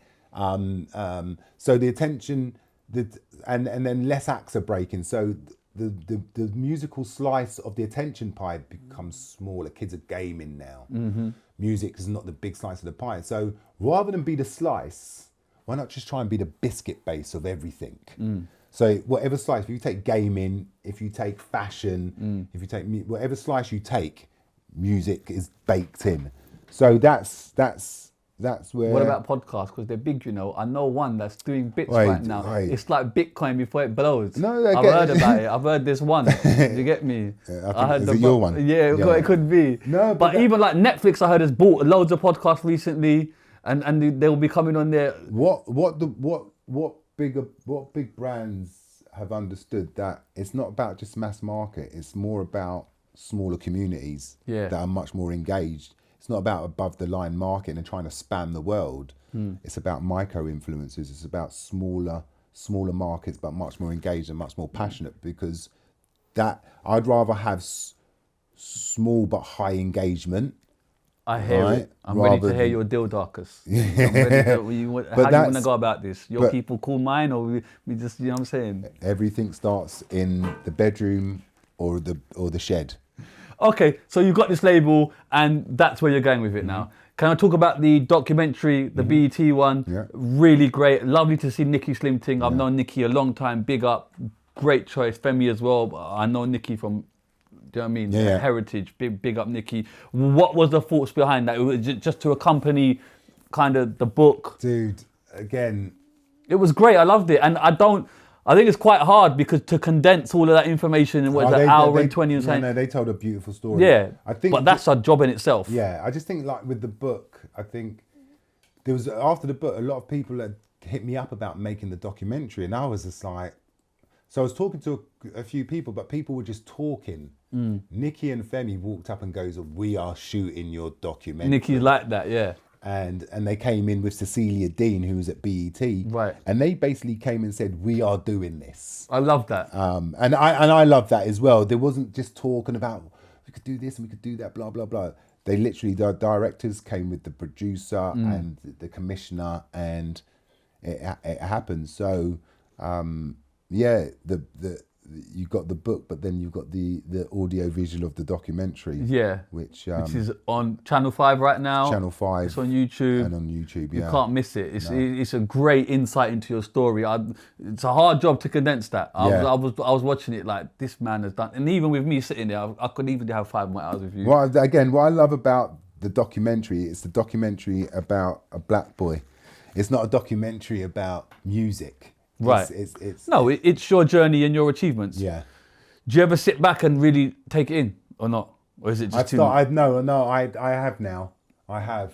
Yeah. Because I have to, because of the book and because of the documentary, and it's okay not to be self-deprecating all the time. Absolutely. It's okay to say I've done bits. But I'm glad that it's other people, rather than me walking around like a dickhead saying I'm the best thing since sliced bread. Because that's, in America, that's what they do. The braggadocious, yeah. I mean, it was, I couldn't live that life, that, because I was a CEO and it's America, you have to be present, and you have to walk into rooms, you have to have your head shot, you got to have your PR person. I mean, it was mad. The first month I was in, they said Billboard want to put you in the top 100 powerful people in the music industry, and I was like, I've literally just turned up. Yeah. Like. Yeah, but again, your reputation precedes you. And if you gash yourself by that and buy into it, and they do it in America, you sit there and kind of go, what a dickhead. Like. Yeah, but Americans don't think that. That's how they are. So when you adjust your mind to that culture, that's... I was too British and too self-deprecating. Oh, is it? Yeah. Fair enough. Yeah. I do this thing before we end, if that's okay. Thank you so much for your time. No, this has been amazing. No, come on. And I would love to have it longer, but I fully appreciate it. No, I don't. Huh? I don't. I want to go home. Okay. Chat GPT questions. GPT has come up with these questions. We probably answered most of them, but I'm going to read them out. Go on then. I don't even read them because I know they're so good. They're wicked. You started as a T-boy and ended up running Island Records. What's the most brutal truth about the journey people never hear? That you're in dungeons dark and grim for the most part. Like I said, there are fleeting good moments, and the rest is just fucking judgmental, toxic, fucking drive yourself mad, insecure, craziness. You signed artists that changed music history. What's been the biggest talent you passed on and still regret? Ed Sheeran. No. That I now regret. I don't regret. Okay, you don't regret. You can't sign you can't. I don't regret. Yeah. Amy Winehouse was once too risky for many labels. What did you hear that everyone else missed? Lyrics. Be honest, how many artists did the industry break instead of build? That's a good one. How many artists did they break instead of build? Well, That's a good question, and it's a hard question because building an act, definition of breaking, right? Because you might not have a platinum record, but you can sell out certain right? Yeah. So I think this means how many artists did the industry break as in kill rather than build. Oh right, okay. I think that's what I'm reading. There are more bodies buried than there are successful artists. And also there's a lot to be said about kind of the mental health of not making it, because the dreams and the aspirations are pinned on that one dream. And I still know people, singers, rappers that had it and didn't quite make it, and I don't really think they psychologically get over that. There's people that would probably would never forgive me for being part of a process that they never realised their dream. Is the music industry today better or worse for artists than when you started? Worse. In what way? Because you think it's better because there's no barrier to entry, but what that means is that there's music out there made by people that shouldn't be making music, i.e. it should be a hobby. The barrier to make it to putting records out was either the cost, if you're an independent, the cost, pressing up and all that, and all of that, artwork and all of that, distribution, all of that. So there was a barrier to releasing. Once the barrier is gone, and it's just streaming, everybody was a free-for-all, and everybody thinks they're an artist, and everybody complains that Spotify doesn't earn them enough money, and I'm like, go and get a day job. What do you think about that Spotify whole? I think Snoop's been vocal about how much money they get. Listen, I get all of it, right? But people were making music, making money from music before us as record companies were making the money from the artists, because unless an artist broke big on their first, you had to wait till their second or third album before they started making out money. But the artists, through live and through their merch, were in profit before we, as the record company, were in profit. Right. So that was the other thing, was like, how you lot are all in profit before us as record company, and we're giving you the money to make the records. So it was oh God, what was the basis of the question? The streaming stuff, like people are complaining that the money's not enough. The streaming. Yeah. platforms. So Snoop's business is more than just the records. Rihanna's business is Fenty. It's not just music; is just a small part of her business now. But they're saying for X millions of streamers not getting nothing. They're getting like pittance. Yeah, that's what they did when they let Spotify and streaming run wild. Side note, you said you had breakfast with Wiley this morning, and Wiley's been very vocal about going back to physical. Like, you can't, my music is not going to be on streaming platforms. You want it, go and buy a CD player. Do you think that can work? I think that you have to keep back a bit. You've got to keep all lines of the ability to make revenue open. But that's not revenue. These artists are screaming Spotify's not revenue. Then Spotify is radio then. Yeah. Spotify is radio before you get on radio. Right, okay. Right? If you put a song out tomorrow and it gets 1 million streams, you'll never get 1 million plays at radio. So there's something in, there's 1 million. Use that for a springboard for something else. Absolutely. A show or something to then recoup and generate that money. Totally understand that. You work with UK and US markets. Which one is more ruthless and why? America. I think it's because it's America. AI is often called dead. Is that true, or are labels just lazy now? A&R, sorry. It's often. Technology will always push the boundaries of what people think are acceptable or not acceptable. And this is one of their moments. Sampler was one of those moments. The sampler, Napster was one of those moments, or home taping was killing music. AI is here to stay. What about AI? I was going to say Timbaland says he's got AI artists. And whether it's used for good or it's used for evil, some people are going to find... what I found about with AI, the most vocal people are the rich middle class people that have got dough. Right, it was the same musicians that got the hump when the sampler came along, because it was, well, you're not a true musician if you can't play. But the sampler, that whole the whole thing about sampling was that the black community or the hip hop community, we didn't know how to play instruments. Yeah. Right. So we learnt the sampler, so to be able to go off and learn 10 instruments is like, you're going to have to be a middle class person and your mummy and daddy are paying for your music lessons to learn everything. So we used the rudimentary ways of making music. So if AI is going to be a tool for good, some young kid from around the way is gonna figure it out. You know what I mean? Did streaming save artists or destroy careers? Both. You've been in rooms where careers are decided in minutes. What makes an exec say yes or no instantly? To not live in reality. As a black executive at the top, did you ever feel like you had to work twice as hard to be respected? Yes. Which artist shocked you the most, either by blowing up or falling off? Shocks me the most. I don't get shocked anymore, which is a shame. So who shocked you back in the day then? Who was the... Anybody like, Dizzee, that boy in the corner, Wiley,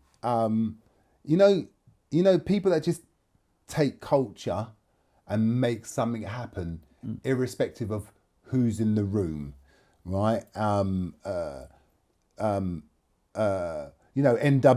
fuck the police, Rage Against the Machine, killing in the name of. I usually get shocked by people that really give a fuck. I hear you. Labels say they care about mental health now. Do they really, or is this just branding? I would say yes and no. What's the ugliest side of fame you've seen that the public never gets told? Fame is ugly. Have you ever signed someone and later thought we've ruined them?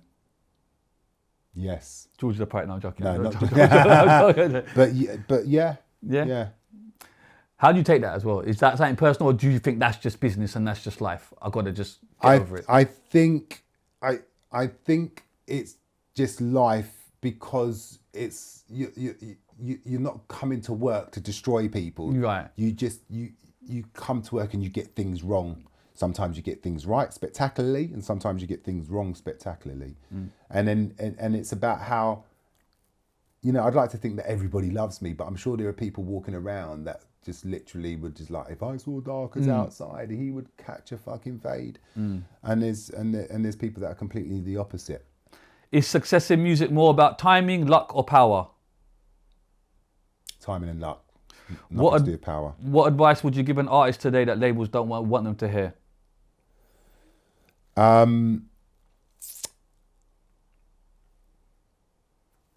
Create your own leverage, which means record companies for now shouldn't be that important. Are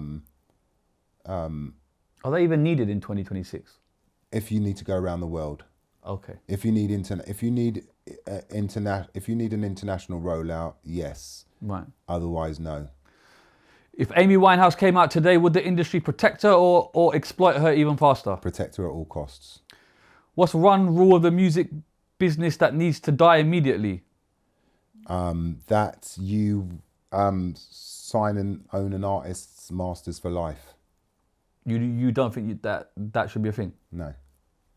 That's a very interesting perspective. The artist should. If you were still at the label, would you be saying that? No. No. So can you see how? Do you know what I mean?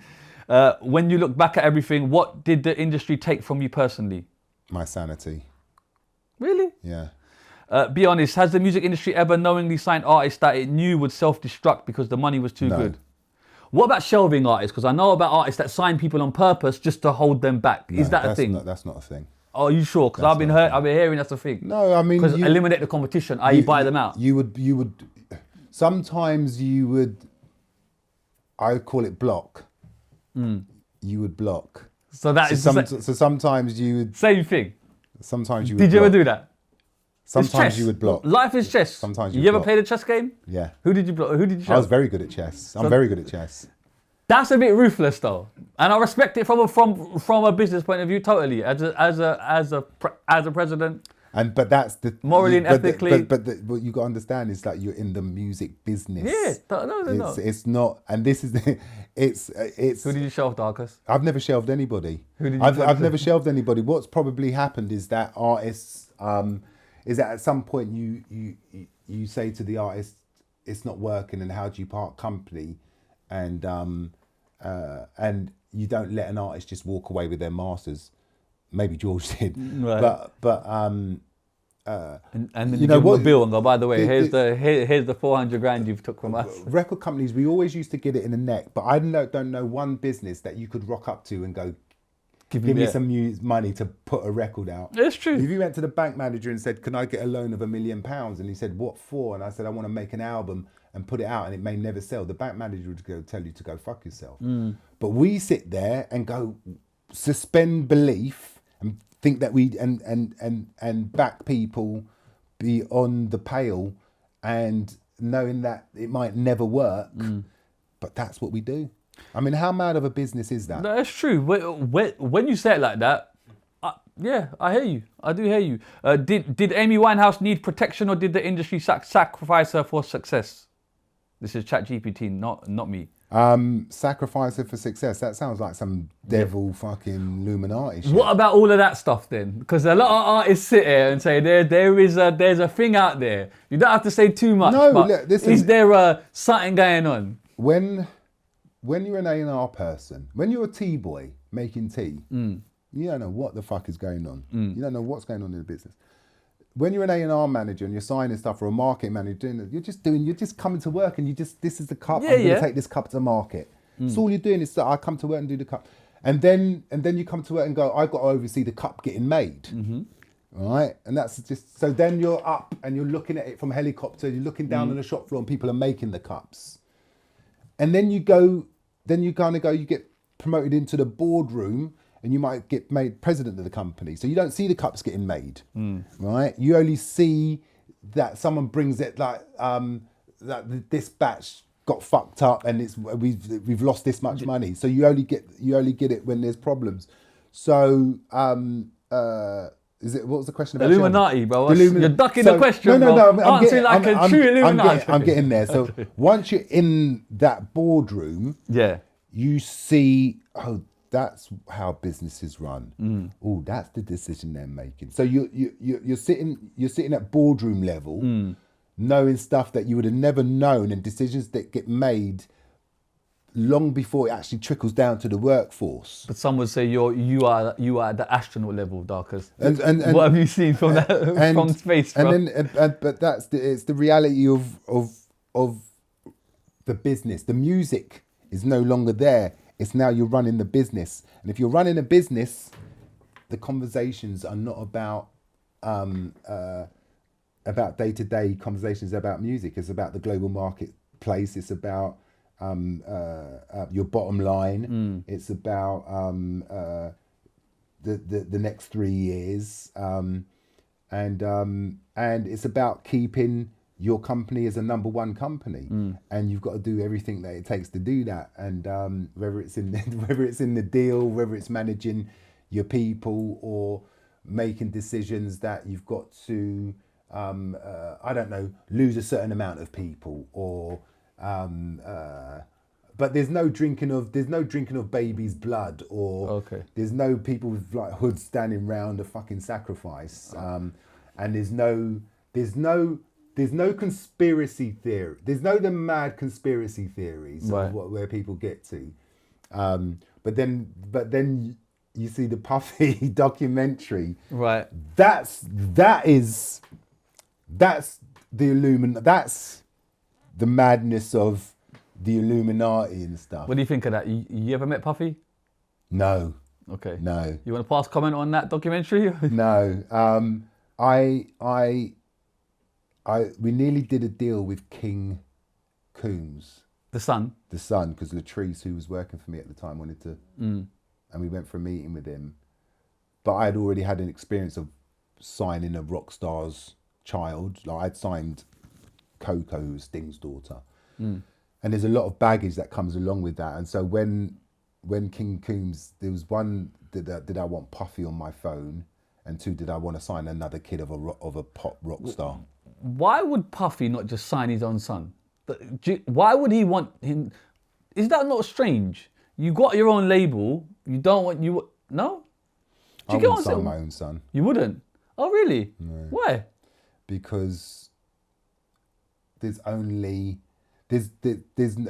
read any story, any biography, and this is what I love about the music industry. There's no happy ending in any story that you read. Okay. There's no happy ending in any story that you read of people that have been successful and famous in the music industry. Right. Have you had a happy ending? If this was if this was to end tomorrow, would you have? Yeah, a happy because there you go. Because I took You're myself. lying, Darcus. No.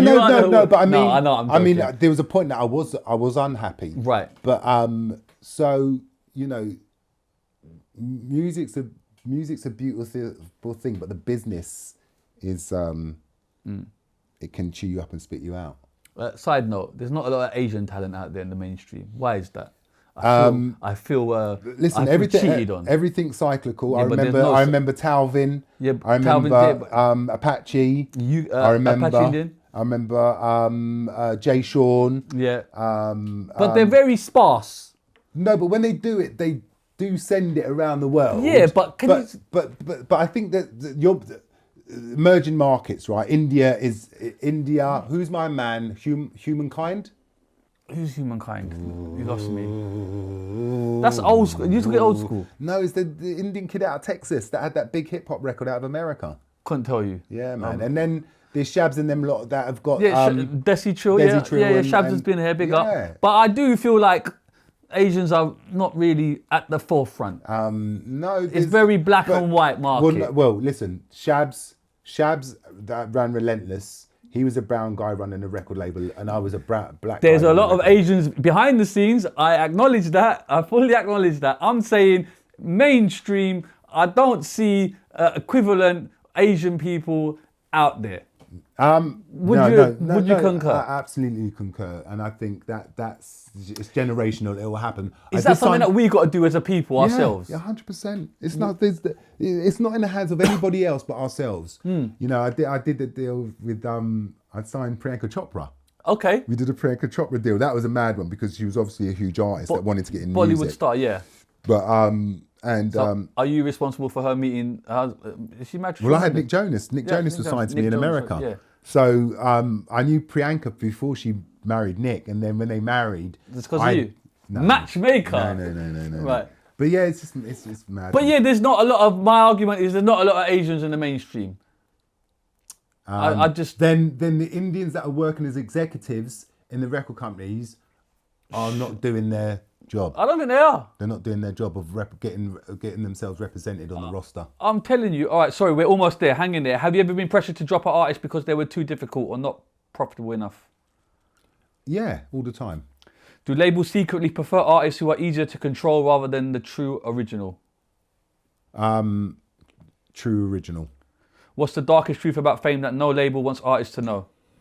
It's not that no label will want you to know, because you won't know until you get there. Is this what it is? Is this all that really it is?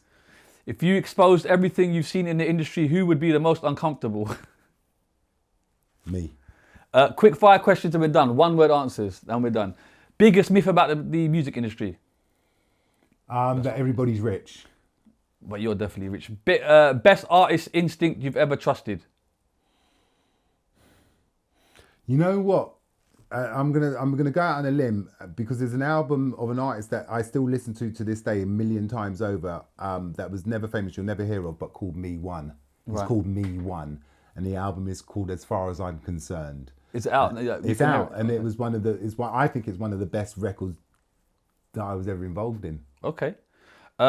Worst instinct you ignored? Ed Sheeran. Talent or timing? Both. Hits or longevity? Longevity. UK or US industry? UK. One artist you wish you signed, you done that. One artist you're proud you backed early. I would say there's a few, like the Florences or the Mumfords, but via PMR label, who we had the record label with, was Disclosure. Streaming, blessing or curse? Both, blessing and a curse. You can't sit on the fence, Darcus. No, man. because if you play it right, and No, I hear you. I know what you mean. if you've got It's a double-edged sword. Yeah, A&R, dead or evolving? dead. Fame, overrated or dangerous? Dangerous. Money or creative freedom? Creative freedom. Best era in music history? The 60s. Worst trend in music today? 6-7. What is that? My daughter be doing 6-7. I don't even know what that is. Exactly, bruv. Image or authenticity? Authenticity. One rule artist should break. What? One rule artist should break. I don't understand that. One rule label should follow. Oh, one rule. One rule, sorry. Oh, one rule. One rule that an artist should career. One rule label should follow. Empathy. Most misunderstood role in music? Yours. Yeah, everything. One word to describe record labels? Wankers. Greatest album ever signed? That's a good question. Greatest album ever signed by me. Yeah. That I personally signed, or was Both. as a 10-track body of work with the songs and the artist and the name of it, Amy Back to Black. Biggest red flag in a new artist? Work ethic. Biggest green flag? Lack of work ethic. Biggest green flag in a new artist? Work ethic in abundance. Fame destroys more than it creates. Do you agree? Yes. Would you start again today? No. What scares labels the most? The power of an artist. Legacy or impact? Impact. Mr. Darcus Beese, an absolute pleasure to sit with a legend like yourself. So I never thought this would happen. This is actually an iconic moment for me. I want to give you your flowers. You've achieved so much. You've done so much. It reads like a motherfucking movie. Dude. Who would play you in a movie? Should we get Idris on the phone? Damson Idris. Yeah. I've done a lot of podcasts and a lot of interviews, and I've got to say this is probably one of the best. Supremely kind of you, sir. There's no script. There's no script. Sponsorship opportunities are available. But you've got right. No, I had to do that. There's no way I could know that. That's just your resume. Your energy. I'm sitting there going, what?